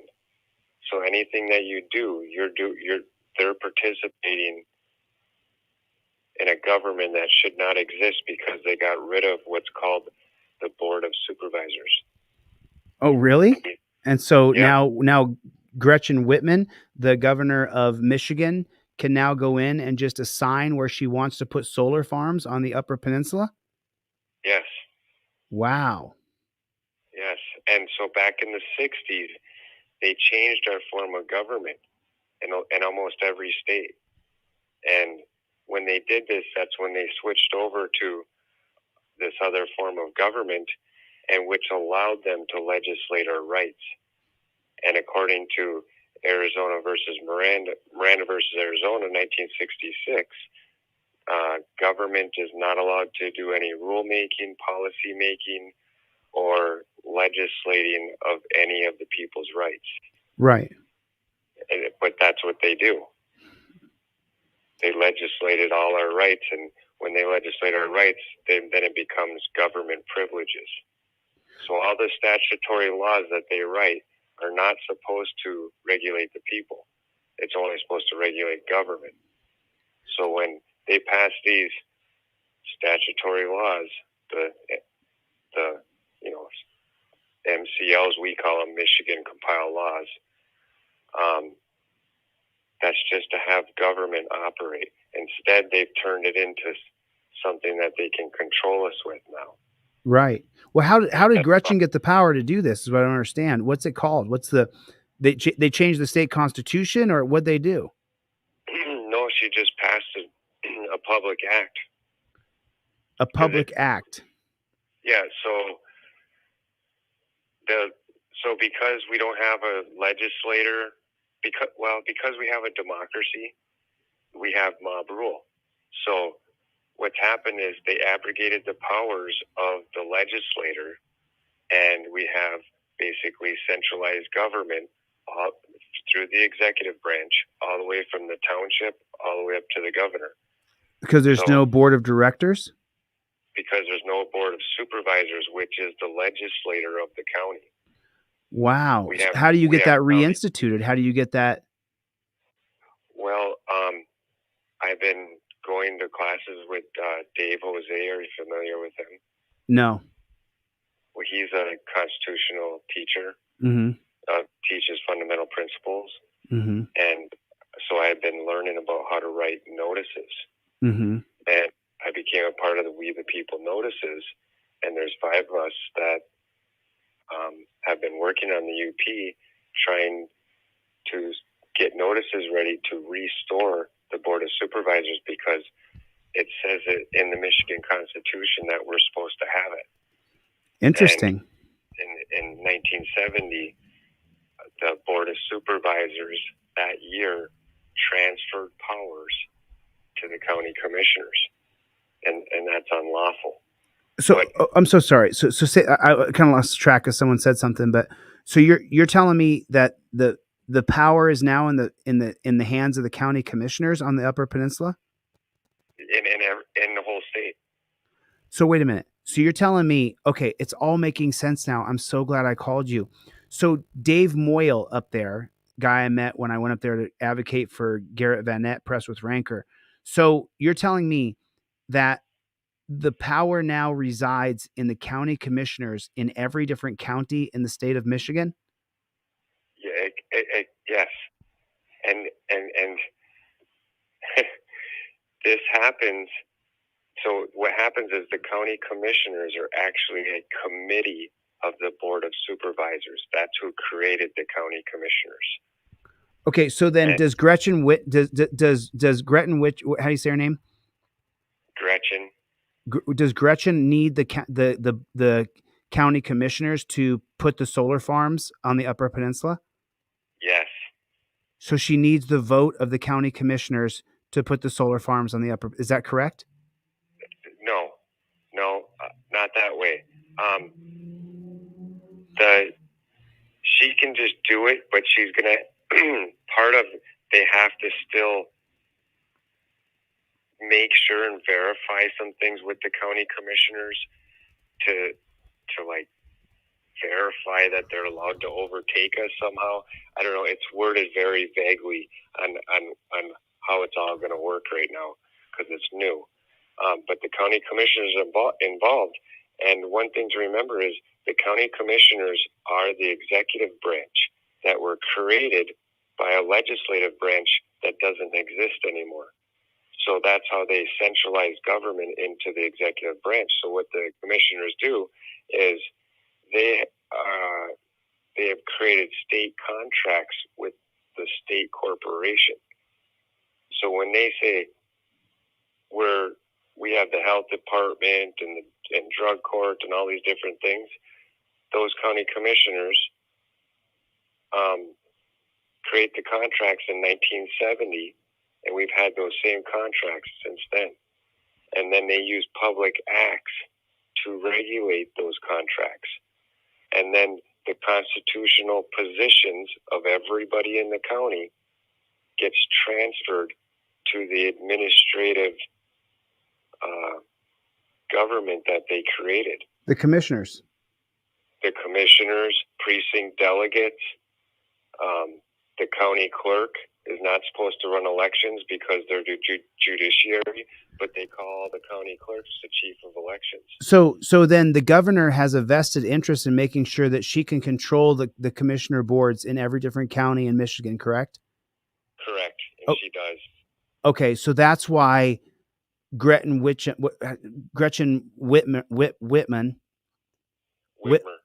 that's why she put Kelly Van Goven on her Facebook page and promoted Kelly Van Goven's cupcake shop because she's trying to take the seat of Dave Moyle.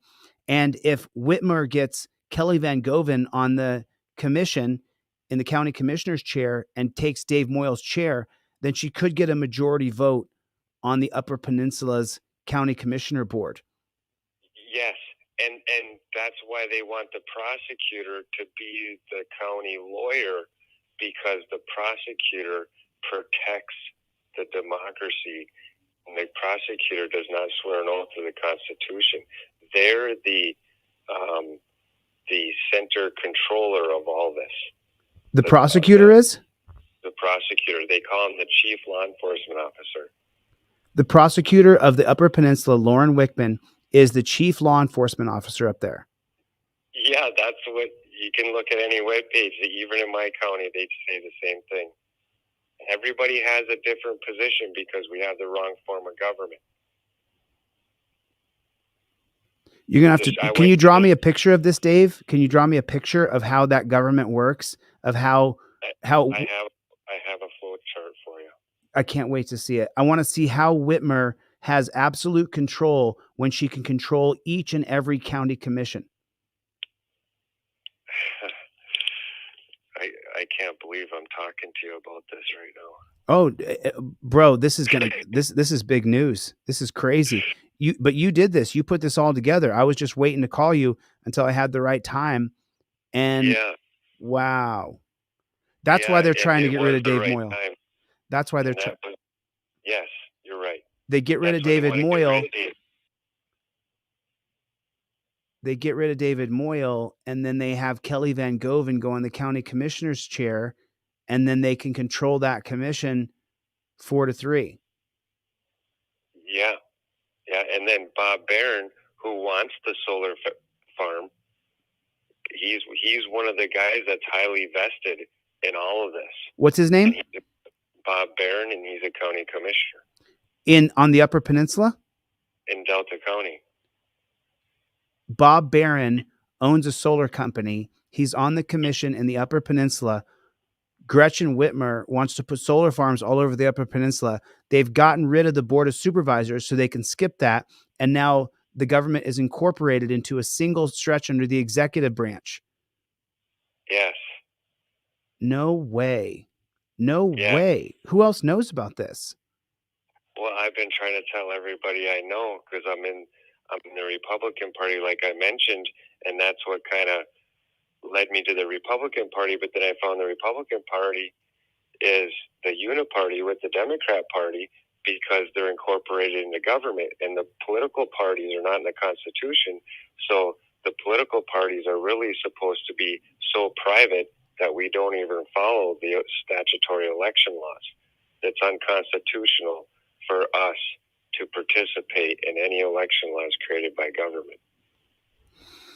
I need you to send me your flow chart. Let me let you go while I'm live here, and I'll call you back. And okay, can you send me your flow chart? Email it to me. DeleteLaws@gmail. Yeah, I'll text it to you. Okay, I want to go and take a look at that. Thanks for your time, Dave, and I'll talk to you soon. All right, have a good one, eh? Okay, later, buddy.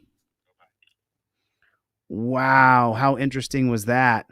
How interesting was that? Wow, that's why I couldn't figure out why Gretchen Whitmer was promoting the county commissioner challenger for Dave Moyle's seat on the Upper Peninsula in Michigan. If you guys don't know what I'm talking about, I went up to the Upper Peninsula to help a guy who has a YouTube channel called Press with Ranker. Press with Ranker was an auditor on the Upper Peninsula of Michigan, and on a peninsula, it's a body of it's a landmass surrounded by water on three sides. And so if you're going to audit police, you're going to be on a 2-lane road most of the time. So Press with Ranker gets arrested. I go up there to the county commissioners meeting to air my grievances that my friend's been arrested for filming police.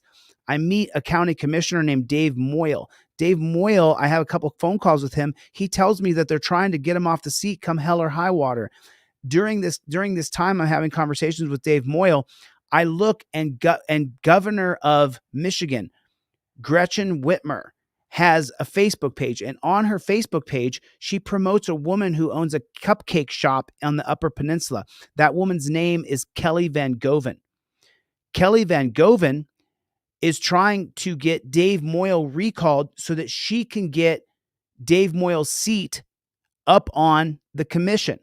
If Kelly Van Goven gets that seat, Delta County is a Second Amendment sanctuary city. If Kelly Van Goven gets on the county commission, they will strip away that Second Amendment sanctuary city, because Whitmer is anti-Second Amendment all the way. She wants to strip away the Second Amendment from Michiganians.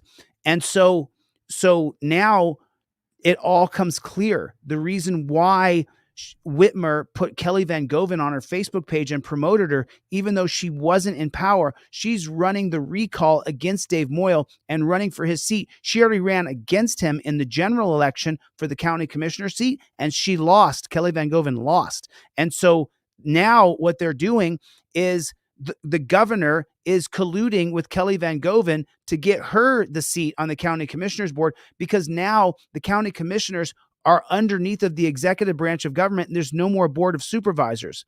If there's no more board of supervisors, then there's just the county commissioners. If Gretchen controls the county commissioners, then she can get Bob's solar panel company to put solar panels all over the Upper Peninsula, and she doesn't need to do it by referendum or by vote of the people. Wow, everything became so clear tonight. Frank, who cares? I care. I care if it happens in your community. I care if it happens to the Citizens Broadcast Cooperative. I care if it happens to April. I care if it happens to Dub. I care if it happens to everybody. Wow. Wow.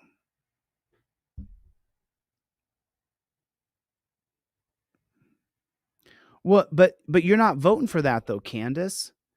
So I got to talk to some people on the Upper Peninsula. I'm going to be calling a few of you guys that I've talked to. So Candace Hathaway here writes, I'm a Trumper, and I also heavily believe in federal legalization of MDMA and psilocybin.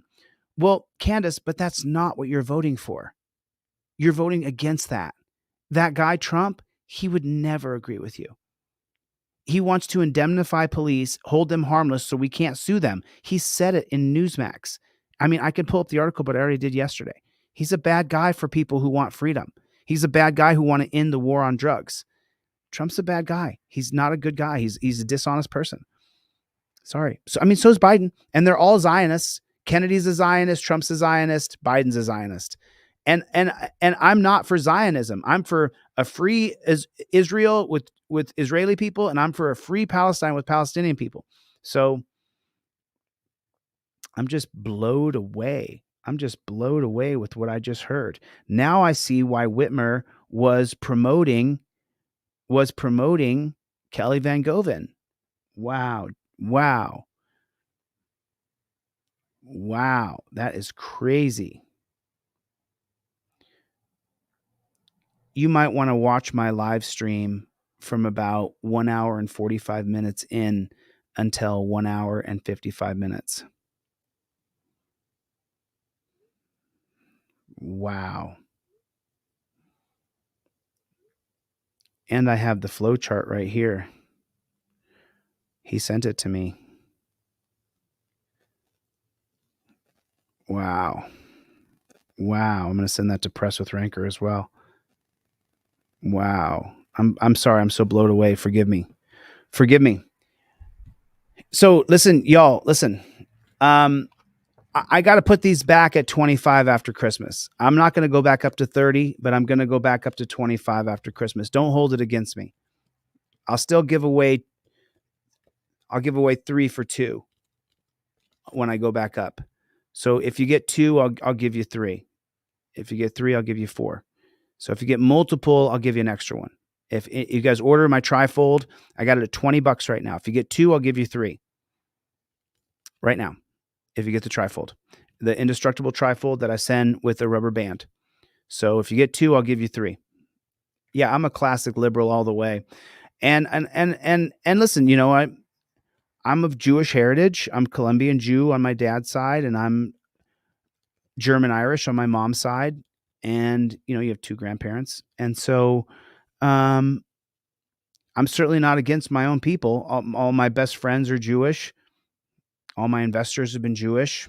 Most of my investors have been Jewish. I'm not saying anything negative about Jews or anything like that.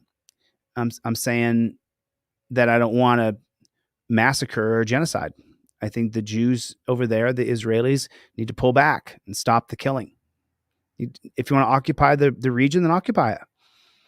Bring in NATO if you have to. I mean, but this murder and stuff's not looking good for us. Yeah, I don't see how people could vote for Trump, to be honest with you. I don't see how people, Monty said Trump supporters ain't too bright and vote against their own interests. You know, I'm not going to insult any of you Trump people. You know, I don't want to divide our team. You know, I mean, you guys can see the reason why I don't support Trump. He wants to indemnify police and stop me from suing them. That's all I do is hold them accountable and sue them. So you can understand my position. I don't want to alienate the Trump supporters, Monty. They see it. There's a lot of things here. There's energy independence. There's, you know, and here's the argument. Ready? Which one's the pedophile? Is Biden the pedophile or Trump the pedophile? Because if they release the client list, Trump's going to be on it. And Biden is an open pedophile. Like, we just see the way he acts. He's disgusting. So which one? Put a 1 in the chat if you think Biden's the pedophile. Put a 2 in the chat if you think Trump's the pedophile. Put a 3 in the chat if you think both of them are pedophiles. Put a 4 in the chat if you think neither. Chevy gifted 5 more memberships. Thanks, Chevy. God bless, man. That is so awesome. So 1 is Biden, 2 is Trump, 3 is both. So for me, it would be a 3. I think both of them are pedophiles. I think both of them. There's too many pictures of Trump and Epstein and Joe Biden, the way he talks to children in front of them, the way he gropes on women. It's just, to me, it's disgusting. Oh, Frank thinks neither. I think it's both. I think it's both all the way. I think it's both of them. I just hope Bobby Kennedy doesn't get looped into that. And Kennedy's comments today, I just read them during the live stream, were just atrocious. I mean, just absolutely atrocious. Yeah.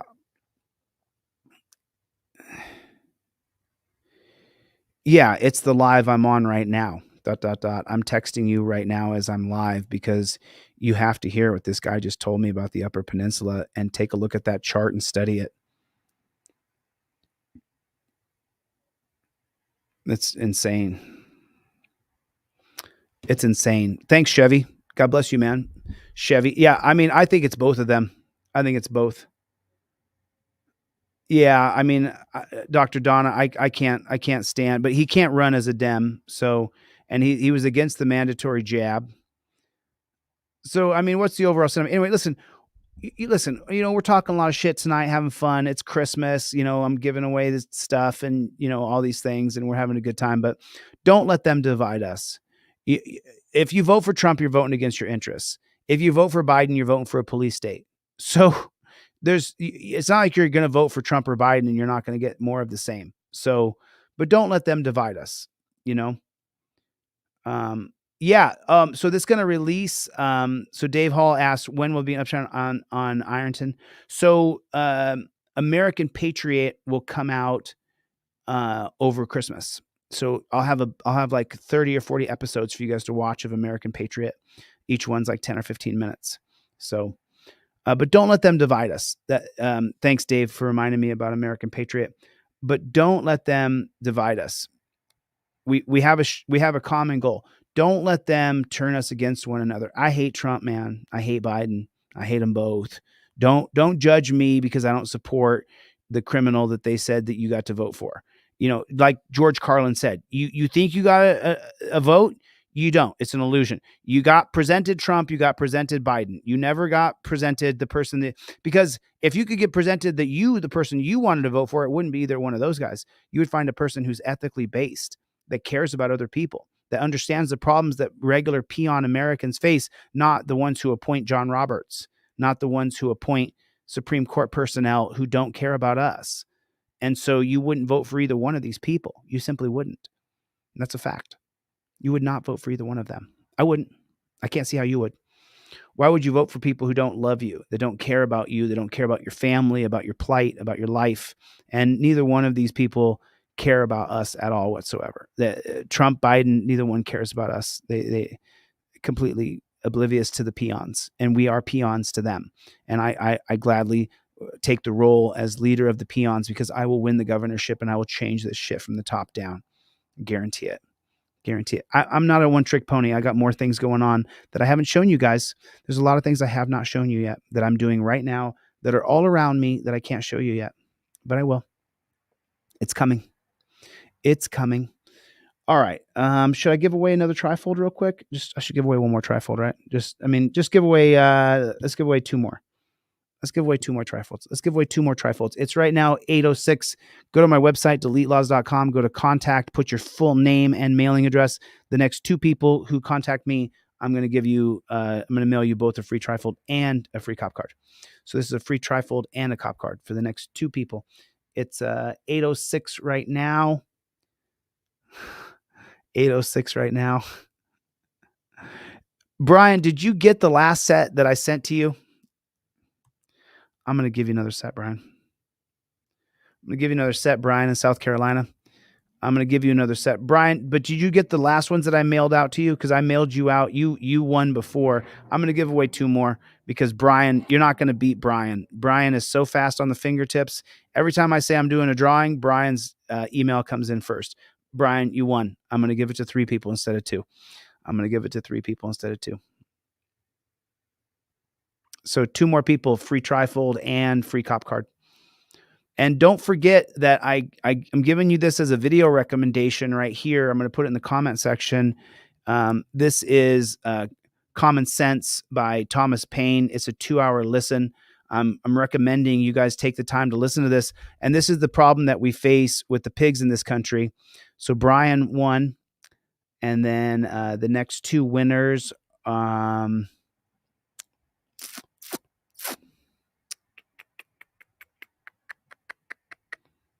I got so many inquiries coming in. You have no idea. Anthony, you didn't send your address, dude. Anthony S. On disability, but you did not send your address. I would need your address. And then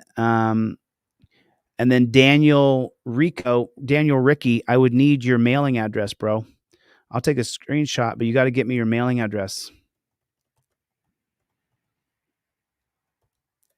So those are the three right there. I got Brian, another set. Because Brian, you won before. You won before. You know, you must be voting against. I mean, Gene. Gene. If you've been around a lot, forgive me. I don't read comments, but I haven't seen your name very much. So maybe you've been here a lot. Maybe you're on the team and you understand the laws and the difficulties that we're facing with the cops in this country. You know, you could put Trump 2024. You're welcome on this page. No one's going to time you out or block you. However, you know, if you're against the police state, prison state, death state, Gene Pettis, then I don't know how you could put Trump 2024 when he's openly said that he wants to indemnify police and make it so we can't sue them. I don't really understand that. How could you put your check mark next to his name? How could you say check mark with this guy right here? I don't understand it. You know, I don't get it. I don't get it. I don't understand, you know? So, you know what I'm saying? So I don't understand it. I don't understand. It's confusing for me. But just so you know. Common Sense by Thomas Paine. Narrated by Michael Scherer. www.americanaphonics, with concise remarks on the English Constitution. Some writers have so confounded society with government as to leave little or no distinction between them, whereas they are not only different, but have different origins. Society is produced by our wants, and government by our wickedness. The former promotes our happiness positively by uniting our affections, the latter negatively by restraining our vices. The one encourages intercourse, the other createth distinctions. You see? The first is a patron, the last is a punisher. So do you see what I'm saying? The cadence at which the reader reads the thesis to you that was written by Thomas Paine in 1776, similar to how I speak when I'll say, hey, how are you today? There's clear definition between the words that I'm saying, so it's easy to understand the meaning of the words. That cadence and the way that you speak, that sentence, had you read that in Thomas Paine's thesis called Common Sense, if you said, I'm just going to read it, you may have struggled with what Thomas Paine wrote there. Is produced by our happiness, by restraining our vices. The one encourages intercourse, the other createth distinctions. The first is a patron, the last is a punisher. Society in every state is a blessing, but government, even in its best state, is but a necessary evil. In its worst state, an intolerable one. For when we suffer or are exposed to the same miseries by a government which we might expect in a country without government, our calamity is heightened by reflecting that we furnish the means by which we suffer. Government, like dress, is the badge of lost innocence. The palaces of kings are built upon the ruins of the bowers of paradise. For were the impulses of conscience clear, uniform, and irresistibly obeyed, man would need no other lawgiver. But, that not being the case, he finds it necessary to surrender up a part of his property to furnish means for the protection of the rest. And this he is induced to do by the same prudence which in every other case advises him out of two evils to choose the least. So what he just said was that you're willing to give up part of your property to the government for the government to protect your property, but the government's the biggest evil you're facing. Listen to carefully the words he says. Government, like dress, is the badge of lost innocence. The palaces of kings are built upon the ruins of the bowers of paradise. For were the impulses of conscience clear, uniform, and irresistibly obeyed, man would need no other lawgiver. But that not being the case, he finds it necessary to surrender up a part of his property to furnish means for the protection of the rest. He Would need no other lawgiver. You don't need another lawgiver. But that not being the case, that's not the case. You need government to protect you, to help you. That's what we're led to believe. He finds it necessary to surrender up a part of his property. He surrenders up a part of his value, a part of his worth, to furnish means for the protection of the rest. To furnish the means, which is the government, the means for the government to protect the rest of his property. He gives up some of his money so the government will protect the rest of his property. And this he is induced to do by the same prudence which in every other case advises him out of two evils to choose the least. Wherefore security, being the true design and end of government. Security is the true design. Wherefore security, being the true design and end of government. The true design and end of government. Government is only a violent security force. It unanswerably follows that whatever form thereof appears most likely to ensure it to us, with the least expense and greatest benefit, is preferable to all others. In order to gain a clear and just idea of the design and end of government, let us suppose a small number of persons settled in some sequestered part of the earth, unconnected with the rest. They will then represent the first peopling of any country or of the world. So just a group of people, middle of nowhere. In this state of natural liberty, society will be their first thought. 1,000 motives will excite them thereto. The strength of one man is so unequal to his wants, and his mind so unfitted for perpetual solitude, that he is soon obliged to seek assistance and relief of another, who in his turn requires the same. 4 or 5 united would be able to raise a tolerable dwelling in the midst of a wilderness. So he's saying people will bond together because they don't want to do all the work, so they lean on each other, and then they need 4 or 5 of them to establish a house where they can all defend it, caretake, bring in the food.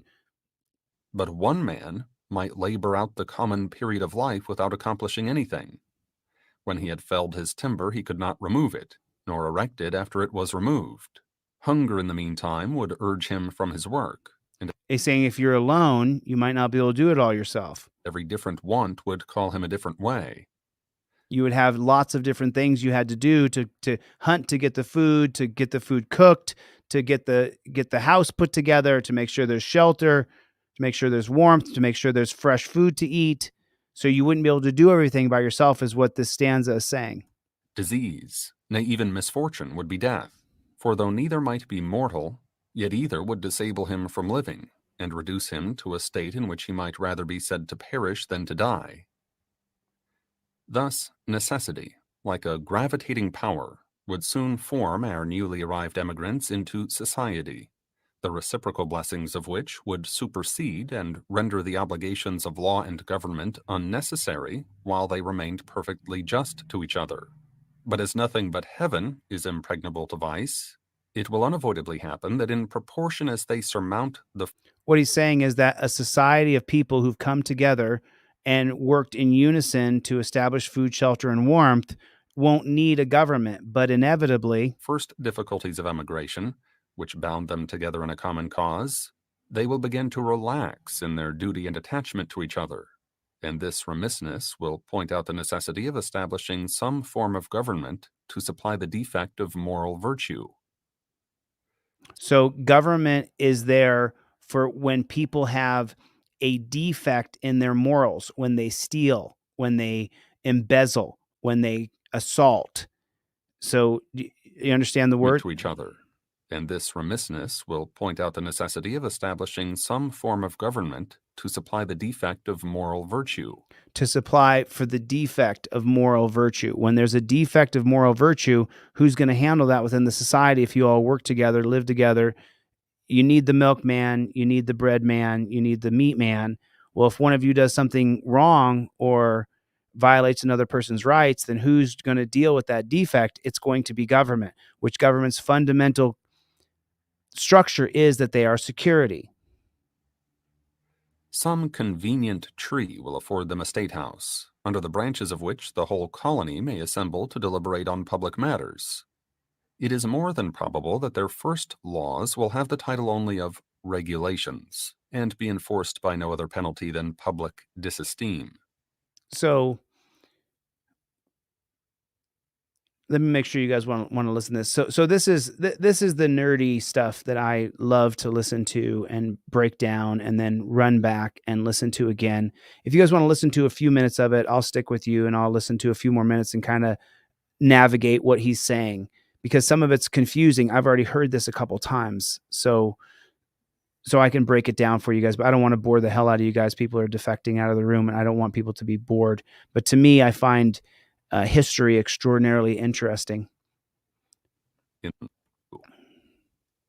Some convenient tree will afford them a state house. So he's saying that this group of people who have this random place have found a tree, and this is their state house where they're all going to gather at this tree, like Avatar.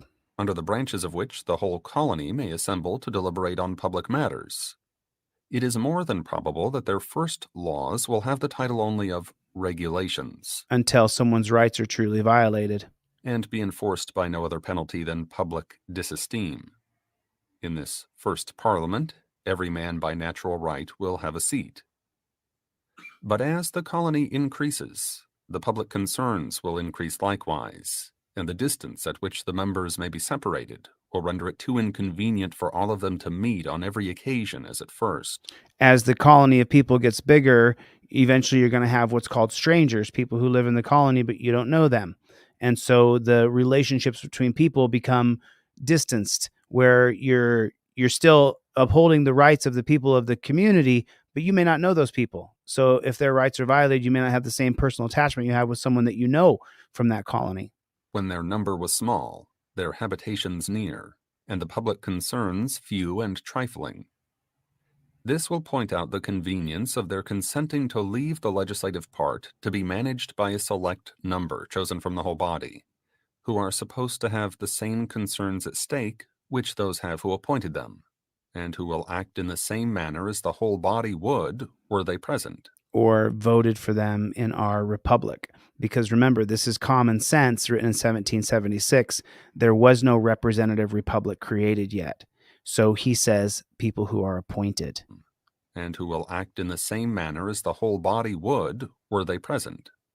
If the colony continue increasing, it will become necessary to augment the number of representatives, and that the interest of every part of the colony may be attended to, it will be found best to divide the whole into convenient parts, each part sending its proper number. So a representative government is what he's talking about. You divide a large community up into sections and then pick a leader from each section, and that's the representative government that we have today. But he's writing about these ideas in 1776. And that the elected might never form to themselves an interest separate from the electors, prudence will point out the propriety of having elections often, because as the elected might by that means return and mix again with the general body of the electors, in a few months their fidelity to the public will be secured by the prudent reflection of not making a rod for themselves.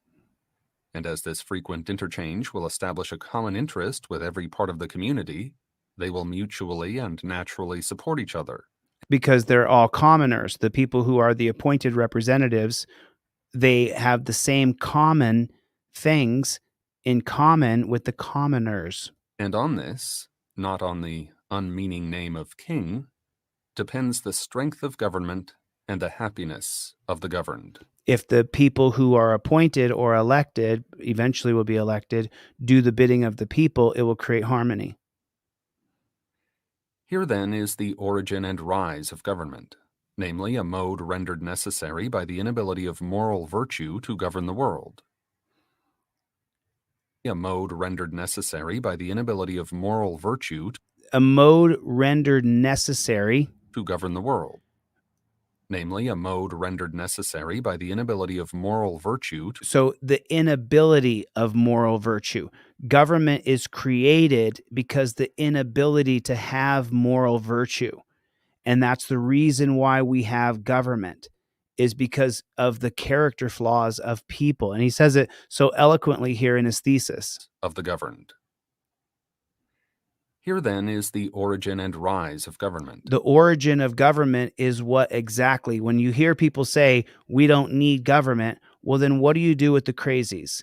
This is why I had such a hard time when I came into this 1A community with some people, because they want to abolish government. Well, Thomas Paine in 1776 here in his thesis, Common Sense, to get the 2/3 of the British loyalists to join the sides of the colonists to create a new country called America, he's explaining to them that the basis of government comes from what? Namely, a mode rendered necessary. It's a mode rendered necessary. Government is necessary. Why? By the inability of moral virtue. Because the inability for people to have moral virtue. To govern the world. Here too is the design and end of government, viz. Freedom and security. That's the constant battle. Do you want freedom or do you want security? That's how much freedom do you get? How much security do you get? That's the battle today. And however our eyes may be dazzled with show, or our ears deceived by sound, however prejudice may warp our wills, or interest darken our understanding, the simple voice of nature and reason will say, it is right. So no matter how convoluted you become, no matter how rich or poor you get, you're always going to come back to the basis of right and wrong.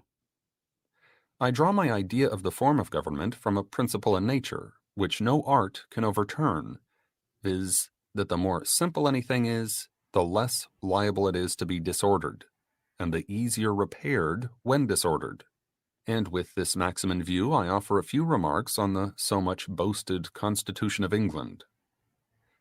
That it was noble for the dark... They touted how the monarch of the English was a better system. And this had been going on in periodicals that were being sent over from Europe all through the 1740s, 50s, and 1760s. And slavish times. And with this maxim in view, I offer a few remarks on the so much boasted Constitution of England. That it was noble for the dark and slavish times in which it was erected is granted. When the world was overrun with tyranny, the least remove therefrom was a glorious rescue. But that it is imperfect, subject to convulsions, and incapable of producing what it seems to promise, is easily demonstrated. Government is inept. It doesn't work. Absolute governments, though the disgrace of human nature, have this advantage with them, that they are simple. If the people suffer, they know the head from which their suffering springs, know likewise the remedy, and are not bewildered by a variety of causes and curses. But the Constitution of England is so exceedingly complex that the nation may suffer for years together without being able to discover in which part the fault lies. He's saying that a simple government, a new simple government in the Americas, in the new world here, will work so much better. And that previously in England, heads would not roll. If something went wrong, there was no way to hold anybody accountable because it wasn't a representative government. It was an appointed government with monarchy. Some will say in one and some in another, and every political physician will advise a different medicine. I know it is difficult to get over local or long-standing prejudices, yet if we will suffer ourselves to examine the component parts of the English Constitution, we shall find them to be the base remains of two ancient tyrannies, compounded with some new republican materials. So I want you to catch something here, because what had been going on in the Americas was England was using the power of the press, and they had more money, more resources. They were inundating the New World, the colonists, with information. And what they were doing is they were creating divides based on race and socioeconomics and anything they could divide the people on. So what Thomas Paine says here is, forget about our petty differences. We have a bigger problem. And listen to how he words it. Advise a different medicine. And one and some in another. And every political physician will advise a different medicine. So what he's saying is every political doctor is going to give you a different solution to the problems we're having here in the colonies, and the problems, how we could remedy the problems with England. and that he's acknowledging that all the colonists who are capable of reading the materials that are being presented are being told that you could do it like this, you could do it like that, you could cut this deal with England, you could work it out with the Native Americans like this. I know it is difficult to get over local or long-standing prejudices. So when you start a colony, you build a house, you got to build a fire pit, the whole thing. So you have differences. Who do we hate the most? Roommates and neighbors. So he's saying you have differences with people here, but hold on a second. I know it is difficult to get over local or long-standing prejudices. Yet if we will suffer ourselves to examine the component parts of the English Constitution, if we will just focus here for a second on the English Constitution, we shall find them to be the base remains of two ancient tyrannies, compounded with some new Republican materials. Republican materials means a representative government. First, the remains of monarchical tyranny in the person of the king. Secondly, the remains of aristocratical tyranny in the persons of the peers. So neither one of those are elected. Thirdly, the new Republican materials in the persons of the commons, on whose virtue depends the freedom of England. Those are the elected people for the people of the commons, the representatives for the commoners who come in and talk to the aristocrats and to the monarch. The two first, by being hereditary, are independent of the people, wherefore in a constitutional sense they contribute nothing towards the freedom of the state. To say that the Constitution of England is a union of three powers, reciprocally checking each other, is farcical. Right. Either the words have no meaning, or they are flat contradictions. Because the commoners' representative, the Republican who represented the commoners, who would go in and talk to the princes, the aristocrats, and the king, the monarch, they would only have a suggestion or a request for the people. They were the biggest branch of governance, would be the representatives of the commoners. And so then the representative for the commoners would pitch his idea to the aristocrats and to the monarch, and then the aristocrats and monarchs would debate back and forth over how that could benefit them the most and what they could get out of this. It was pretty morbid. To say that the commons is a check upon the king presupposes two things. First, that the king is not to be trusted without being looked after, or in other words, that a thirst for absolute power is the natural disease of monarchy. Secondly, that the commons, by being appointed for that purpose, are either wiser or more worthy of confidence than the crown. But as the same constitution which gives the commons a power to check the king by withholding the supplies, gives afterwards the king a power to check the commons by empowering him to reject their other bills, it again supposes that the king is wiser than those whom it has already supposed to be wiser than him.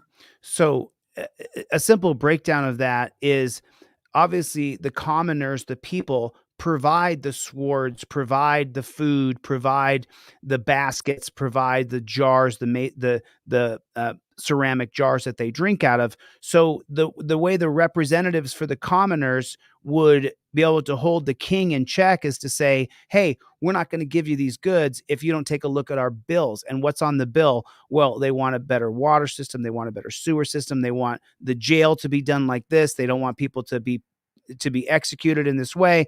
A bill. They have a list of bills that they want to achieve. So if you guys sit and listen to this to common sense, and I can sit here and listen to it with you, but I've been on for 2.5 hours.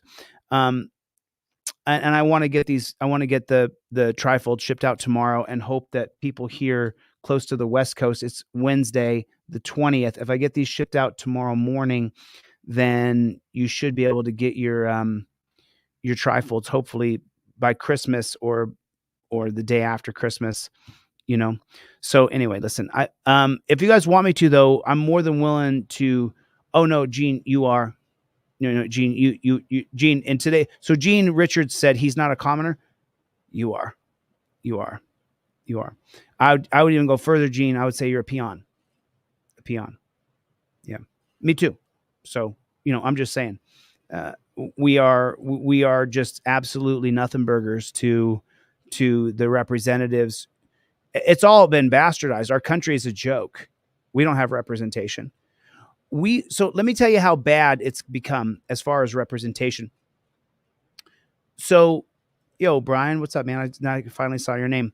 So here's how bad it is. Not only do we not get government representation, the Sherman antitrust laws, they have not worked at all whatsoever. Not at all since the 1920s, 30s, 40s. We haven't had any antitrust laws. We now have corporations like YouTube and Facebook and Google and Red Hat, these companies that are so big, BlackRock, that they can't possibly service the people who are their consumers properly. Amazon, they can't possibly have any kind of real service. As you know from Amazon, if you order something, if it's not right, sometimes they just say, keep it. So that's how bad it is. That's how bad it is. Nice to see you, April. Thanks for coming. Nothing but love for you, hon. Thank you for coming. I appreciate it. Derek, it's so glad. I'm so glad you guys came. KT, so good to see you. Yeah, I'm going to try to get these, got you, Playboy. Oh, just now, Bruce. All right. Let me, okay, Bruce, I got you, man. I got you. Clown Patrol. Nice to see you. Nice to see you, Gene. Good to see you, my friend. And don't be offended, Gene. I'm just being honest.